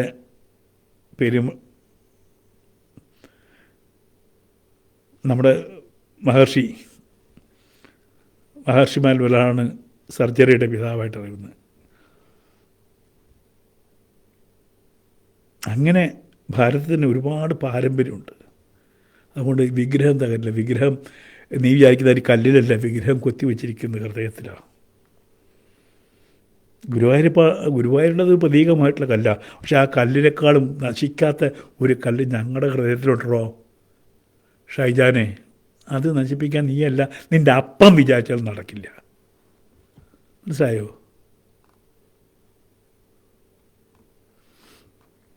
ഞങ്ങൾ ഈ എല്ലാവരും പറയാറില്ല, സ്വാത്വികരായിട്ട് ഹിന്ദു ഗീതയൊക്കെ പഠിച്ച ആളല്ലേ രാമസിംഹൻ, എന്തിനാണ് അങ്ങനെ ചൂടാവുന്നത്? കൃഷ്ണൻ അർജുനോട് പറഞ്ഞ എന്താ എഴുന്നേക്കടാന്ന് പറഞ്ഞ്, എടുക്ക് ആയുധം എടുക്കടാ, യുദ്ധം ചെയ്യടാ എന്നാണ് പറഞ്ഞത്. അല്ലാതെ നീ പോയി സന്യസിച്ചോ എന്നല്ല കൃഷ്ണൻ പറഞ്ഞത്, എഴുന്നേക്കുന്നത്. അതുകൊണ്ട് സന്യാസിയുടെ കർമ്മം ചെയ്യും, ബ്രാഹ്മണൻ്റെ കർമ്മം ചെയ്യും, ക്ഷത്രിയയുടെ കർമ്മം ചെയ്യും, ശൂദ്രരുടെ കർമ്മം ചെയ്യും. അപ്പോഴേ ലോകം മുകളിലോട്ട് പോവുള്ളൂ. ഈ വ്യവസ്ഥയിൽ ഏതെങ്കിലും തെറ്റിക്കഴിഞ്ഞാൽ ലോകം നിശ്ചലമാവും. ഭാരതത്തിൻ്റെ ആ പട്ടാളമുണ്ടല്ലോ, 3 ദിവസം കൊണ്ട് പാകിസ്ഥാനെ മൂക്കിട്ട് ഈക്ഷ എണ്ണ വരച്ച്. അത് ക്ഷത്രിയ ഗുണമാണ്, ഭാരതത്തിൻ്റെ ക്ഷത്രിയ ഗുണമാണ്. കാളി, മഹാകാളി എന്ന് വിളിച്ചിട്ട് അങ്ങോട്ട് ചെല്ലും. അവിടുത്തെ തക്ബീറിനൊന്നും പിടിച്ചു നിൽക്കാൻ പറ്റില്ല അതിൻ്റെ മുന്നിൽ. 3 ദിവസം കൊണ്ട് പാകിസ്ഥാൻ്റെ ഒട്ടുമിക്ക ടോപ്പ് ലെവലുള്ള സംഗതികളും അടിച്ച് പൂശി തകർത്ത് വിട്ടു. അത് ക്ഷത്രിയ ഗുണമാണ്. ഇന്ന് രാജ്യം മുകളിലോട്ട് പോകുന്നത് ആരുടെ ഗുണമാണ്? ശൂദ്ര ഗുണമാണ്. തൊഴിലാളികൾ അധ്വാനിക്കുന്നു. ഈ നമ്മുടെ മോദിജി കൊണ്ടുവന്ന എല്ലാ പ്രവർത്തനങ്ങളും ലോണുകളും വാങ്ങിച്ച് സ്വന്തമായിട്ട്, എൻ്റെ അറിവിൽ എൻ്റെ ചുറ്റുപാടും ധാരാളം കുട്ടികൾ, എൻ്റെ വീട്ടിൽ ജോലിക്ക് വരുന്ന സ്ത്രീയുടെ മകനടക്കം മുദ്ര ലോൺ മേടിച്ചും അതുപോലെ മറ്റ് ലോണുകൾ സെൻട്രൽ ഗവൺമെൻറ് ലോൺ മേടിച്ച് സ്വന്തമായി പ്രസ്ഥാനം നീങ്ങി ജീവിച്ച് മുന്നോട്ട് പോകുന്നുണ്ട്. അത് ശൂദ്ര ഗുണമാണ്. കച്ചവടം ചെയ്യുന്ന വൈശ്യ ഗുണമാണ്. വൈശ്യരെയും സംരക്ഷിക്കണം, ശൂദ്രരെയും സംരക്ഷിക്കണം, ബ്രാഹ്മണരെയും സംരക്ഷിക്കണം, ക്ഷത്രിയരെയും സംരക്ഷിക്കണം. ബ്രാഹ്മണരാരാണ്? ഈ കമ്മ്യൂണിസ്റ്റുകാർ റീത്ത് വെക്കുന്ന ചില ജീവിതങ്ങളുണ്ടല്ലോ, പ്രിൻസിപ്പൽമാർ, അധ്യാപകർ, ഗുരുക്കന്മാർ, അവരാണ് ബ്രാഹ്മണർ. മറ്റുള്ളവർക്ക് അറിവ് പറഞ്ഞു കൊടുക്കുന്നവൻ, ബ്രഹ്മത്തെ അറിഞ്ഞവൻ, ജ്ഞാനി, അവനാണ് ബ്രാഹ്മണൻ. അല്ലാതെ പൂണൂലിട്ടവനല്ല ബ്രാഹ്മണൻ. പൂണൂലിട്ട പോറ്റിയുണ്ടല്ലോ ഹോട്ടലിൽ നടത്തുന്നു, അയാളെങ്ങനെ ബ്രാഹ്മണനാവുക? അയാൾ വൈശ്യനാണ്. കച്ചവടം നടത്തുന്ന ബ്രാഹ്മണൻ വൈശ്യനാണ്, വൈശ്യഗണത്തിലേക്കാണ് പോവുക. പട്ടാളത്തിലുള്ള ബ്രാഹ്മണൻ ക്ഷത്രിയനാണ്. ഇവിടുത്തെ കമ്മ്യൂണിസ്റ്റുകാർ രാമൻ തിന്നത് മാൻ്റെ ഇറച്ചിയാണോ, മറ്റേ ചക്കയാണോ, മാങ്ങയാണോ, അതോ മീൻ കഴിച്ചോ, മീൻ്റെ മുള്ള് സീതയുടെ തൊണ്ടയിൽ കുരുങ്ങിയോ, എന്താണ് സീത കഴിച്ചത്? എടാ പരമചെറ്റകളെ, നിങ്ങൾക്ക് ഇതല്ലാതെ വേറെ നോക്കാന്ന്. തിരിച്ചങ്ങോട്ട് നോക്കൂ. മുഹമ്മദ് എത്ര പേരെ ഭാര്യയായിട്ട് വെച്ചു? അതിൽ 6 വയസ്സുകാരിയെ ഭാര്യയായിട്ട് വെച്ചോ? എന്താ പറയാത്തത്?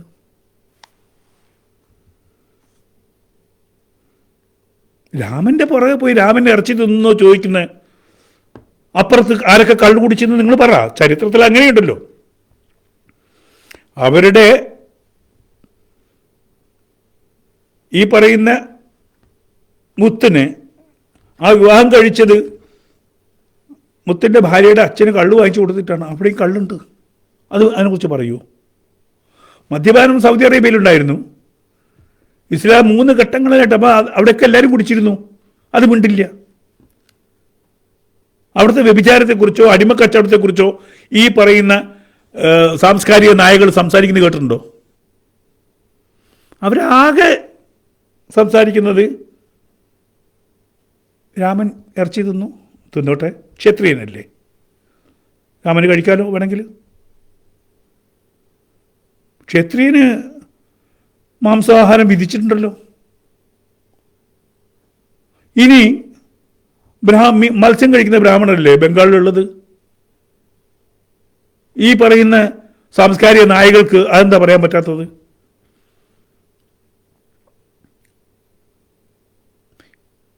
എങ്ങനെയാ മറിഞ്ഞിരുന്ന് കൊന്നു? ഈ ചോദ്യം രാമൻ എന്താ മറിഞ്ഞിരുന്ന് കൊന്നെന്ന് ചോദിച്ചത് ആരാണ്? ബാലിയാണ് ചോദിച്ചത്. കമ്മ്യൂണിസ്റ്റുകാരല്ല ആദ്യം ചോദിച്ചത്. ബാലി ചോദിച്ചു രാമനോട്, അല്ലയോ രാമ, നീ എന്താണ് മറിഞ്ഞിരുന്ന് എന്നെ വധിച്ചത് എന്ന് ബാലി ചോദിച്ചപ്പം രാമൻ പറഞ്ഞു, നീ മൃഗമായതുകൊണ്ട്. അതെങ്ങനെയാ ഞാൻ മൃഗമാവുക? നീ സ്വന്തം സഹോദരൻ്റെ ഭാര്യയെ തട്ടിയെടുത്തവനല്ലേ? സഹോദരൻ്റെ ഭാര്യയെ തട്ടിയെടുക്കുന്ന മൃഗമല്ലാതെ പിന്നെ എന്താണ്? അങ്ങനെ ഒരു മൃഗതുല്യനാണ് താൻ എന്ന് കൃത്യമായിട്ട് പറഞ്ഞു കൊടുത്തു രാമൻ. ആരോട്? ബാലിയോട്. കമ്മ്യൂണിസ്റ്റുകാരല്ല ചോദിച്ചത്, ബാലിയാ ചോദിച്ചത്. അല്ലയോ രാമ, നീ എന്നെ എന്തിനാ മറിഞ്ഞിരുന്നു കൊന്ന്? കൃത്യമായിട്ട് പറഞ്ഞു കൊടുത്തിട്ട് അവസാനം ഈ ബാലി, പ്രഭോ എന്നെ അനുഗ്രഹിക്കണം, ആ തെറ്റുകളൊക്കെ ഞാൻ മനസ്സിലാക്കി, എനിക്ക് മോക്ഷം തരണം എന്ന് പറഞ്ഞിട്ട് ഈ പറഞ്ഞ രാമൻ്റെ അനുഗ്രഹം മേടിച്ച് പോയാളാണ് ആര്? ബാലി. എന്നിട്ട് അവിടെ നിന്ന് ഒരു കമ്മ്യൂണിസ്റ്റ് നേതാക്കന്മാർ വന്നിട്ട് ബാലിയെ മറിഞ്ഞു നിൽക്കുന്ന കൊന്നവൻ രാമൻ, അവൻ മനുഷ്യനാണോ, ഉത്തമനാണോ? മറ്റേ ഉത്തമത്തിന് എന്ത് ചെയ്താലും കുഴപ്പമില്ല എന്നുള്ള ആ ഉത്തമത്തിൻ്റെ കഥകളൊക്കെ ആര് പറയുന്നുണ്ട്? ഞാൻ പറയുന്നതല്ല, ഇസ്ലാമിക പണ്ഡിതന്മാർ ഇഷ്ടംപോലെ പറഞ്ഞിട്ടുണ്ട്. തുടുത്ത മാറിടങ്ങളുള്ള ഇതൊക്കെ അനുഭവിച്ചു കൊടുത്തിരിക്കുക. സത്യത്തിൽ കഴിഞ്ഞ ആഴ്ചയിലാണ് ഞാൻ അറിയുന്നത് സ്വർഗത്തിൻ്റെ പെങ്ങളെ പരിപാടിയൊക്കെ അന്ന് എനിക്കറിയില്ല കേട്ടോ. ആയത്തടക്കം കേട്ടപ്പോൾ എനിക്ക് എന്താ പറയുക, ചങ്കിടിക്കരുത്. സ്വന്തം പെങ്ങളെ സ്വർഗത്തിലെത്തുമ്പോൾ പൂശാന്ന് എനിക്കറിയില്ലായിരുന്നു. 2 ദിവസം മുമ്പ് അതിൻ്റെ തെളിവ് സഹിതം ഇൻ്റർനെറ്റ് അച്ഛൻ്റെ പെങ്ങളെ, സ്വന്തം പെങ്ങളെ, അമ്മയൊഴിച്ച് എല്ലാവരെയും, എന്നിട്ട് പറയുന്നത് സദാചാരമാണ്. ഇതിനെ സാംസ്കാരിക നായകന്മാർ ചോദ്യം ചെയ്യുന്നത് കേട്ടിട്ടുണ്ടോ? അംബേദ്കർ ഹിന്ദുവിനെക്കുറിച്ച് പറഞ്ഞതൊക്കെ പറയും, മുസ്ലിങ്ങളെക്കുറിച്ച് പറഞ്ഞ ഒരു അക്ഷരം പറയില്ല. ഈ പറയുന്ന ഈ സാംസ്കാരിക നായകൾ പ്രസംഗിക്കാൻ വന്ന ചേരിപ്പൂരി തല്ലണം. ചിലപ്പോൾ നമുക്ക് അങ്ങനെ ഉണ്ട്. ഇപ്പം അടുത്ത കാലത്ത് സുപ്രീം കോടതിയിലെ ജഡ്ജിനെ, ഇപ്പോൾ വിരമിച്ച ജഡ്ജിനെ ഒരു ഷൂ എറിഞ്ഞ കഥ ഓർമ്മയുണ്ടോ? അത് ഹൃദയത്തിൽ ധർമ്മം സൂക്ഷിക്കുന്ന ഒരു വക്കീലായിരുന്നു. തല ഉടഞ്ഞു കിടക്കുന്ന ഒരു വിഗ്രഹത്തെ ഈ ആർക്കിയോളജിക്കൽ ഡിപ്പാർട്ട്മെൻറ്റിനോട് പറഞ്ഞ് അതിന് തല വെപ്പിക്കണം എന്ന് പറഞ്ഞു. ആ ചങ്ക് പൊട്ടിക്കിടക്കുകയാണ് ഒരു വിഗ്രഹം. അവൻ പൂജിക്കുന്ന ഒരു വിഗ്രഹം തലയില്ലാതെ ഇങ്ങനെ നിൽക്കുക കാലങ്ങളായിട്ട്. അതുപോയി നിങ്ങൾ മഹാവിഷ്ണുവോട് പറഞ്ഞാൽ മതി, മൂപ്പര് തല മുളപ്പിച്ച് തരും എന്നൊരു ജഡ്ജി പറഞ്ഞു. ജഡ്ജിക്ക് പറയാൻ പാടില്ലത്. അദ്ദേഹം വേണ്ട, തല പറയുന്നു ഞങ്ങൾക്ക് വേണ്ട, തള്ളുക. പക്ഷേ നീ പോയിട്ട് മഹാവിഷ്ണുവോട് പറഞ്ഞോ മൂപ്പര് മുളപ്പിച്ച് തരും തല എന്ന് സുപ്രീം കോടതിയിലെ ജഡ്ജി പറയാൻ പാടില്ല. അതുവരെ അദ്ദേഹം ഉണ്ടാക്കിയ എല്ലാ പേരും കളഞ്ഞിട്ടാണ് ആ ജഡ്ജി പോകേണ്ടി വന്നത്. പക്ഷേ മറ്റേ മനുഷ്യനുണ്ടോ ചങ്കിൽ ഈ ധർമ്മം കൊണ്ട് നടന്ന മനുഷ്യന്, ആ മനുഷ്യന് കുറച്ച് ആശ്വാസം കിട്ടിയിട്ടുണ്ടാവും. അയാളുടെ ധർമ്മത്തെ ചോദ്യം ചെയ്ത, അയാളുടെ വിശ്വാസത്തെ ചോദ്യം ചെയ്ത ഒരു ജഡ്ജിക്കെതിരെ ഒരു ചെരുപ്പെങ്കിലും ഒന്ന് പൊന്തിക്കാൻ പറ്റിയല്ലോ എന്ന ആ ഇതുണ്ടല്ലോ. അയാൾ പറഞ്ഞു എന്നെ തൂക്കിക്കൊന്നാലും എനിക്ക് കുഴപ്പമില്ല. കാരണം അതാണ് ധർമ്മത്തിന് വേണ്ടി നമുക്ക് മരിക്കാം, അവനവൻ്റെ ധർമ്മത്തിന് വേണ്ടിയിട്ട്. നമ്മൾ ആരെയും കൊല്ലാൻ പോവില്ല, ആരെയും കൊല്ലപ്പെടാനും പാടില്ല. നമ്മുടെ ചിന്ത അങ്ങനെയാണ്. ഇതൊക്കെ മാറി വരണം, ഇവരൊക്കെ നന്നാവണം എന്നാണ് നമ്മുടെ ചിന്ത. നന്നാവണമെങ്കിൽ പണ്ടൊക്കെ കണ്ടല്ലോ, അടിക്കേണ്ട സമയത്ത് അടിക്കണം, ഉപദേശം അടി, ഇതൊന്നുമില്ലെങ്കിലോ തള്ളിക്കളയണം. അടുത്ത ആഴ്ച ഇലക്ഷനാണ്. പാഠം കൊടുത്തു കഴിഞ്ഞാൽ പഠിക്കും. ആ പാഠം കൊടുക്കാൻ തയ്യാറാവുക. എല്ലാവർക്കും നമസ്തേ സുന്ദരേശൻ. മുഹമ്മദ് ഷിബിലി, പോടാ ചെറ്റ കുരയ്ക്കാതെ, നായയാണ് അവൻ്റെ സ്വഭാവം പറയാൻ പറ്റുള്ളൂ. കണ്ടാലും കൊണ്ടാലും പഠിച്ചിട്ടില്ലെങ്കിൽ ലതാ അമ്മ ജെസിയെ കൊടുക്കാൻ തയ്യാറാവേണ്ടി വരും. അതല്ലെങ്കിൽ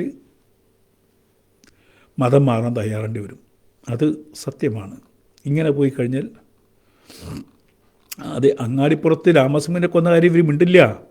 ഇവർ ചോദിക്കും മതം മാറിയിട്ട് ആരെങ്കിലും കൊന്നിട്ടുണ്ടോ എന്ന് ചോദിക്കും. എന്നാൽ നമ്മുടെ മാധ്യമത്തിലെ പൊട്ടന്മാരാണ് തിരിച്ച് ചോദിക്കില്ല. രാമസിംഹൻ എങ്ങനെയാണ് 1947 ആഗസ്റ്റ് 2 സ്വാതന്ത്ര്യത്തിന് തൊട്ട് മുമ്പ് ആ മനുഷ്യനെ കൊന്നുകളഞ്ഞു. ഒരു മുസൽമാൻ, ആദ്യമായിട്ട് മുസൽമാൻ ഹിന്ദു ആയതാണ് കേരളത്തിൽ കേട്ടോ, പ്രത്യേകിച്ച് മലപ്പുറത്ത്. പക്ഷേ ഏറ്റവും രസം അറിയോ നിങ്ങൾക്ക്, ഈ രാമസിംഹൻ്റെ കുടുംബത്തിൽ നിന്ന് ഒരു വ്യക്തി ഇന്ന് ബ്രാഹ്മണനാണ്. തന്ത്രിയാണ്. പലരും ഇവിടെ വന്നിട്ട് ഇടോ അലിയക്ബർ ഇതിലൊക്കെ ബ്രാഹ്മണനാവാൻ പറ്റുമെന്ന്. രാമസിംഹൻ ബ്രാഹ്മണനായിരുന്നു.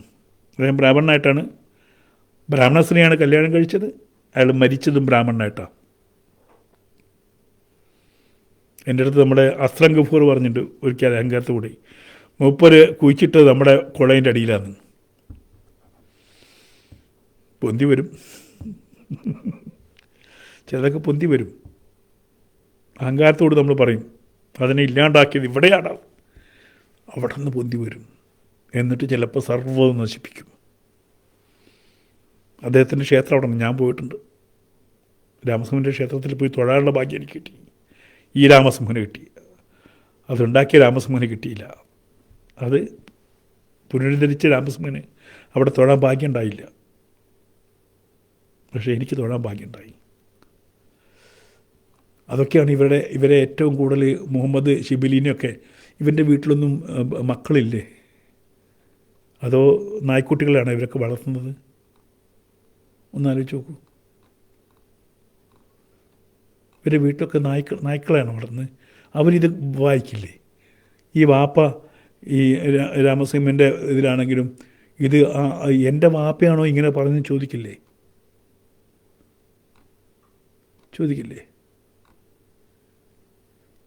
അപ്പോൾ ഇവരൊന്നും അവൻ്റെ വീട്ടിലെ സംസ്കാരം ഇത് തന്നെയായിരിക്കും. കഷ്ടമാണ്.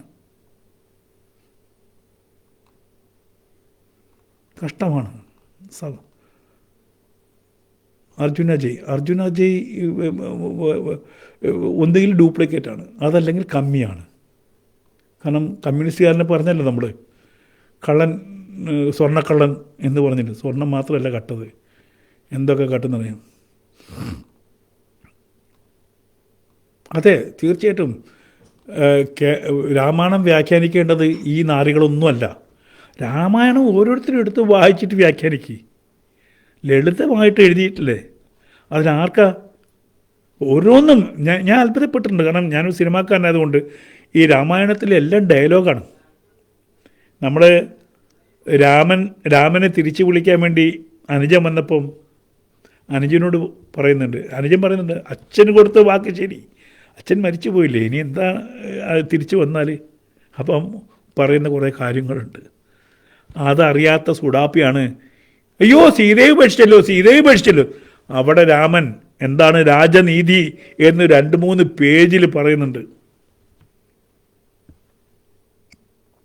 എന്നിട്ടാണ് അനുജൻ ഇതൊക്കെ കേട്ടിട്ട് അനുജൻ അപ്പോഴാണ് ബോധ്യമായത് എങ്ങനെയാണ് രാജ്യം ഭരിക്കേണ്ടത്, എന്താണ് ഒരു രാജാവിൻ്റെ ധർമ്മം എന്ന് മനസ്സിലാക്കി ജ്യേഷ്ഠൻ്റെ മെതിയടി മേടിച്ച് പോകുന്നത്. ഇതൊക്കെ വായിക്കണം. എന്താണ് കുടുംബ ബന്ധം, കുടുംബത്തിൻ്റെ ഭദ്രത എന്താണ്, കുടുംബത്തിൻ്റെ സഹനം എന്താണ് എന്ന് രാമായണം വായിച്ചറിയും. രാമന് നമ്മുടെ മുത്തിനെ പോലെ ആയിരുന്നെങ്കിൽ ആ ശൂർപ്പണ വന്നപ്പം ഐ ലവ് യു എന്ന് പറഞ്ഞപ്പോൾ ഒറ്റ വാക്ക് പറഞ്ഞാൽ മതിയിരുന്നു Raman, I also love you, come with me, നീ എൻ്റെ വെപ്പാട്ടിയായിട്ട് ഇവിടെ ഇരുന്നോ എന്ന് രാമൻ ഒരു വാക്ക് പറഞ്ഞിരുന്നെങ്കിൽ, ശൂർപ്പണക അവിടെ വെപ്പാട്ടിയായിരുന്നെങ്കിൽ അളിയനായ രാമന് സുഖമായിട്ട് വാഴാൻ പറ്റുമായിരുന്നു അല്ലേ? ശൂർപ്പണക നല്ല സുന്ദരിയായിരുന്നാണ് കേട്ടത്. രാവണൻ്റെ പെങ്ങളല്ലേ, കൊടീശ്വരി തന്നെയല്ലേ, രാജാവിൻ്റെ പെങ്ങളാണ്. ആ രാജാവിൻ്റെ പെങ്ങളെ ഈ രാമന് വേണമെങ്കിൽ സീതയോടുകൂടി നീ ഇങ്ങോട്ട് പോര്, പ്രശ്നമൊന്നുമില്ല പറഞ്ഞാൽ അവിടെ തീർന്നു രാമായണം.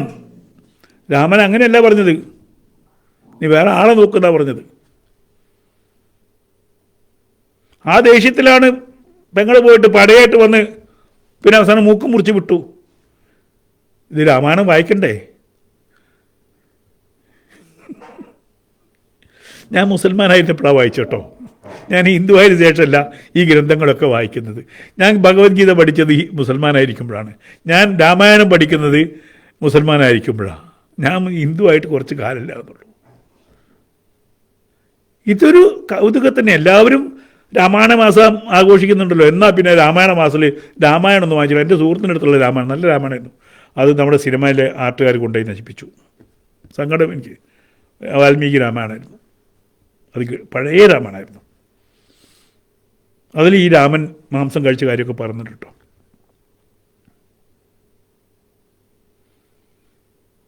ഇനി രാമായണത്തിൽ പെട്ടതല്ല ഉത്തരരാമായണം.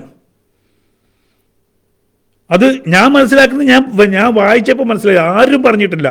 കാരണം രാമായണത്തിൻ്റെ ഈ ഉത്തരരാമായണത്തിന് മുമ്പുള്ള ആഖ്യാന രീതിയല്ല ഉത്തരരാമായണത്തിലുള്ളത്.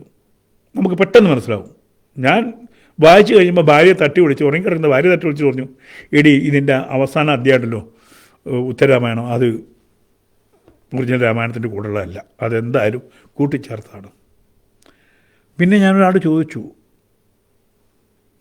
ചോദിച്ചപ്പോൾ അദ്ദേഹം പറഞ്ഞു, ശരിയാണ്, അത് എക്സ്റ്റെൻഡഡ് ആണ്, രാമായണത്തിൽ ഉൾപ്പെടുന്നതല്ല. അപ്പോൾ ഈ പറയുന്ന സീതയെ ഉപേക്ഷിക്കുന്നതും ലവനും കുശനും ഉണ്ടാകുന്നതൊക്കെ എക്സ്റ്റൻഷനാണ്. സത്യത്തിൽ രാമൻ ഈ അയോധ്യ കീഴടക്കി രാവണനെ കൊന്നു തിരിച്ച് രാജ്യം സുഖമായി ഭരിക്കുന്നു എന്നിടത്ത് ശുഭം എന്ന് എഴുതിയിട്ടുണ്ട് അവിടെ. അതാണ് യഥാർത്ഥം. പിന്നെ എക്സ്റ്റെൻഡ് ചെയ്തു. നമുക്ക് കാരണം ഹിന്ദുവിന് അങ്ങനെ നിർബന്ധമൊന്നുമില്ല. തായ്ലാൻഡിൽ ഇങ്ങനെയാണ്, മലേഷ്യയിൽ ഇങ്ങനെയാണ്, ആയിക്കോട്ടെ. ഈ രാമായണത്തിൻ്റെ ഉള്ളിലുള്ള സാരം എന്താണ് അത് ഗ്രഹിക്കാനാണ് ഇത് പഠിപ്പിക്കുന്നത്. അതല്ലാതെ അപ്പടി ഹനുമാൻ ലങ്കേന്ന് ഇങ്ങോട്ട് ചാടി, ആ ചാട്ടം മോഹൻലാൽ ബിൽഡിങ്ങിന് പോകുന്ന ചാടുന്ന പോലെ കൂട്ടിയാൽ മതി. കാരണം കഥയിൽ ചോദ്യമില്ല, ഒരു സംഭവത്തെ പൊലിപ്പിച്ചെഴുതുക എന്നുള്ള സ്വഭാവമുണ്ട്. അപ്പോൾ ചിലപ്പോൾ വർണ്ണനകളുണ്ടാകും. ആ വർണ്ണനകളല്ല യഥാർത്ഥത്തിൽ രാമായണത്തിൻ്റെ ശക്തി. ഇനി എന്നോ തുടങ്ങി ഇനി ഒരിക്കലും അവസാനിക്കാത്ത വിധം ലോകത്തിൻ്റെ അവസാനം വരെയുള്ള മനുഷ്യ ജീവിതത്തിൻ്റെ മുഴുവൻ പ്രശ്നങ്ങളും രാമായണത്തിലുണ്ട്. 10,000 എപ്പിസോഡ് തീർത്താലും രാമായണം ഇനിയും ബാക്കിയാവും. ഇന്നുള്ള ജീവിതത്തിൻ്റെ, നമ്മുടെ ഈ കുടുംബം അല്ലെങ്കിൽ ഈ സോഷ്യൽ വ്യവസ്ഥയിലുണ്ടാകുന്ന എല്ലാ പ്രശ്നങ്ങളും രാമായണം പറയുന്നുണ്ട്. അതാണ് രാമായണത്തിൻ്റെ പ്രത്യേകത. സ്ത്രീയുടെ ബലഹീനത, പുരുഷൻ്റെ ബലഹീനത, രാജ്യം, ജനങ്ങളുടെ ബലഹീനത, ഇതൊക്കെ കൃത്യമായിട്ട് പറഞ്ഞിട്ടുള്ളത്. അതൊക്കെ അത് പുണ്യഗ്രന്ഥം എന്ന് പറഞ്ഞിട്ട്, പുണ്യഗ്രന്ഥം എന്ന ആർക്കല്ല ഹിന്ദു അത് കാണുന്നത്. ജീവിച്ചിരുന്ന ഒരു രാമനെ അതിലെ കഥാപാത്രമാക്കി എഴുതിയ കാവ്യം തന്നെയാണ്. അള്ളാഹ് നേരിട്ട് അല്ലെങ്കിൽ ദൈവം നേരിട്ട് കൊണ്ട് കൊടുത്ത പുസ്തകമല്ല രാമായണം. അതൊരു കലാസൃഷ്ടി തന്നെയാണ് എന്നറിഞ്ഞുകൊണ്ട് വാൽമീകി എഴുതിയ രാമായണം എന്ന് പറഞ്ഞിട്ടാണ് ഓരോ ഹിന്ദുവും പഠിക്കുന്നത്. രാമന് പോലും അറിയില്ലായിരുന്നു ഞാൻ ഈശ്വരനാണ്, അല്ലെങ്കിൽ ഇന്ന കാര്യത്തിന് വേണ്ടി വന്ന ആളാണെന്ന്. ഈ അഗ്നിപ്രവേശം നടത്തുന്നതിന് തൊട്ട് മുമ്പാ രാമൻ അറിയുന്നത് ഇത് തന്നെ ഈ ലോകത്തേക്ക് അയച്ചത് ഈ രാവണനെ കൊല്ലാനാണെന്ന്. അതുവരെ രാമൻ അറിയില്ല. ദൈവാംശമാണെന്ന് രാമൻ അറിയില്ല. സാധാരണ മനുഷ്യനായിട്ട് ജീവിച്ചത്. ഇതൊന്നും പറയില്ല. ഇതൊന്നും പറയാതെ ഈ വേടനും വിനായകനും മൈത്രേയനൊക്കെ സണ്ണിയും ശ്യാമളും ഇവരൊക്കെയാണ് ഇപ്പോൾ രാമായണം ഇട്ടിട്ട് രാമായണം അതാണ്, രാമായണം ഇതാണ് അടിച്ച് നല്ല നിങ്ങളുടെ കൈ കിട്ടിയാൽ നല്ല പൂശണം ഇവന്മാരൊക്കെ. രാമായണം ഓരോരുത്തർക്കും വായിക്കാമല്ലോ, വായിച്ച് മനസ്സിലാക്കുക, അത്രേ ഉള്ളൂ.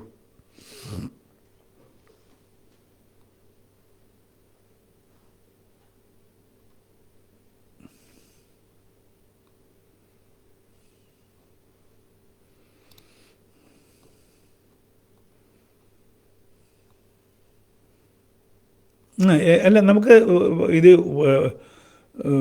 ഷാജിറ്റി നമുക്ക് ഇതിൽ പല വ്യാഖ്യാനങ്ങൾ വരുന്നുണ്ട്. ഇനി വ്യാഖ്യാനം വന്നോട്ടെ. നമുക്കതിൽ രാമൻ എന്ത് കഴിച്ചു എന്നുള്ളതല്ല പ്രശ്നം, രാമൻ എന്തു പറഞ്ഞു എന്നുള്ളതാണ് പ്രശ്നം. അതല്ലേ നമുക്ക് രാമൻ എന്താണ് നിങ്ങൾക്ക് തരുന്ന സന്ദേശം, അവിടെയാണ് പ്രശ്നം. ഈ മദ്യവും മധുരാക്ഷിയും ഒക്കെ ഉണ്ടായിട്ടും രാമൻ എൻ്റെ പുറകെ പോയിട്ടില്ലല്ലോ. ഏകപത്നി വൃതൻ എന്ന് പറഞ്ഞിട്ട് നിലകൊണ്ടതല്ലേ. രാമന് വേറെ കല്യാണം കഴിക്കാമായിരുന്നു. രാമൻ കല്യാണം കഴിച്ചിട്ടില്ല. ഇവിടെ 100 കിട്ടിയിട്ട് ഇനിയും പോരട്ടെ എന്ന് പറയുന്ന മറ്റേ എന്താണ് വലിയ വലിയ ആൾക്കാരുണ്ടല്ലോ.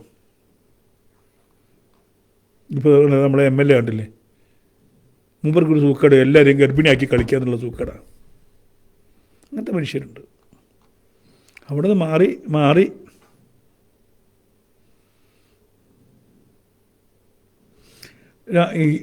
ഷാജി ടി നമ്മുടെ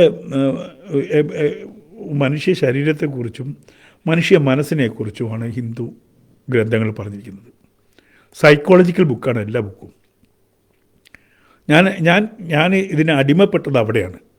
ഇപ്പോൾ ഭഗവത്ഗീത ഒരു ആത്മീയ ഗ്രന്ഥമൊന്നുമല്ല, അസൽ സോഫ്റ്റ്വെയറാണ്. അത് നമുക്ക്, ഞാൻ എല്ലായിടത്തും പറയുന്ന ഒരു കാര്യമാണ്, അത് ഈ ഭക്തി എന്നുള്ളതിനേക്കാൾ കൂടുതൽ യുക്തി എന്നുള്ളതിനെയാണ് കൂടുന്നത്. എന്തുകൊണ്ടാണ്? ഈശ്വര സങ്കല്പം എന്താണ്? വട്ടപൂജ്യമാണെന്ന് തന്നെയാണ് പറയുന്നത്. ആ വട്ടപൂജ്യം ശക്തി ഇല്ലാത്ത, അതല്ലെങ്കിൽ ഗുണരഹിതമായിട്ടുള്ള അവസ്ഥയിൽ നിൽക്കുന്ന ഏതാണോ ശക്തി സ്രോതസ് എന്നാണ് പറഞ്ഞത്. അതൊന്നും സൃഷ്ടിക്കുന്നില്ല, ഒന്നും നശിപ്പിക്കുന്നില്ല.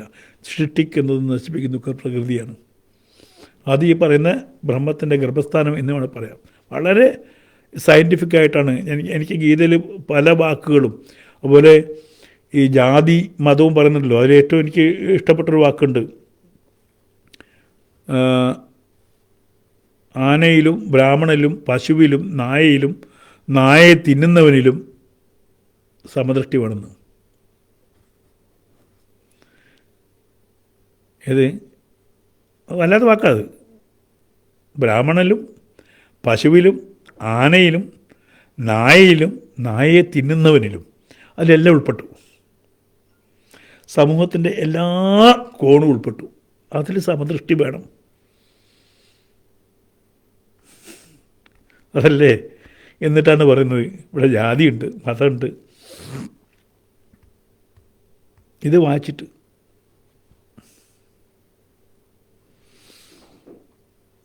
വാട്ട് ക്വാളിറ്റി ഡസ് ദ ഖുർആൻ, നിങ്ങളതൊന്ന് വായിച്ച് നോക്കൂ, നിങ്ങൾക്ക് മലയാളത്തിൽ കിട്ടും. നിങ്ങൾ വായിച്ചിട്ട് നമ്മളതിന് പറയുന്നത്, പറയുകയാണെങ്കിൽ ഒരുപാട് പറയാനുണ്ട്.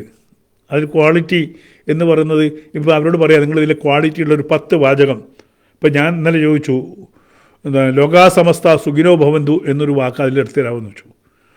സമസ്ത ലോകത്തിന് സുഖം ഭവിക്കട്ടെ എന്ന്. അപ്പോൾ ഉടനെ മറുപടി, അതിൽ അങ്ങനെയല്ലല്ലോ പറഞ്ഞിരിക്കുന്നത്, ബ്രാഹ്മണൻ. ശരിയാണ്, അത് മുഴുവൻ ഞാൻ പറഞ്ഞു കൊടുത്തു തിരിച്ച്. രാജാവിനും ബ്രാഹ്മണനും പശുവിനും ലോകത്തെ മുഴുവൻ സംഗതികൾക്കും ഇതിലെന്താ കുഴപ്പമുള്ളത്? രാജാവിന് സൗഖ്യമുണ്ടാവണം, ബ്രാഹ്മണന് അറിവുള്ളവർക്ക് സൗഖ്യമുണ്ടാവണം, പശു എന്ന് പറഞ്ഞാൽ സമ്പത്താണ്, സൗഖ്യമുണ്ടാവണം. പിന്നെ ലോകത്തിലെ സകല പ്രാണികൾക്കും സൗഖ്യം ഉണ്ടാവണം.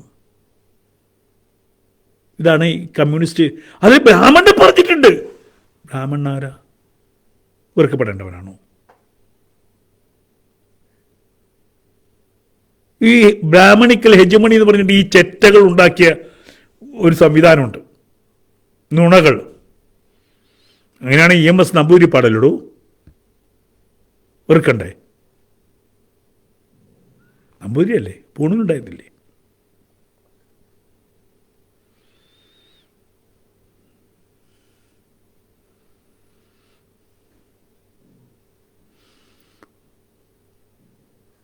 Who is Raman, are you uncle? എന്താ ഇവനോട് പറയുന്നത്?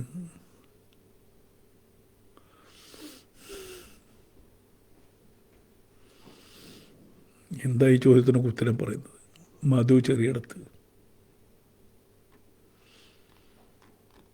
രാമൻ ആരാന്നറിയണമെങ്കിൽ രാമായണം വായിക്കണ്ടേ?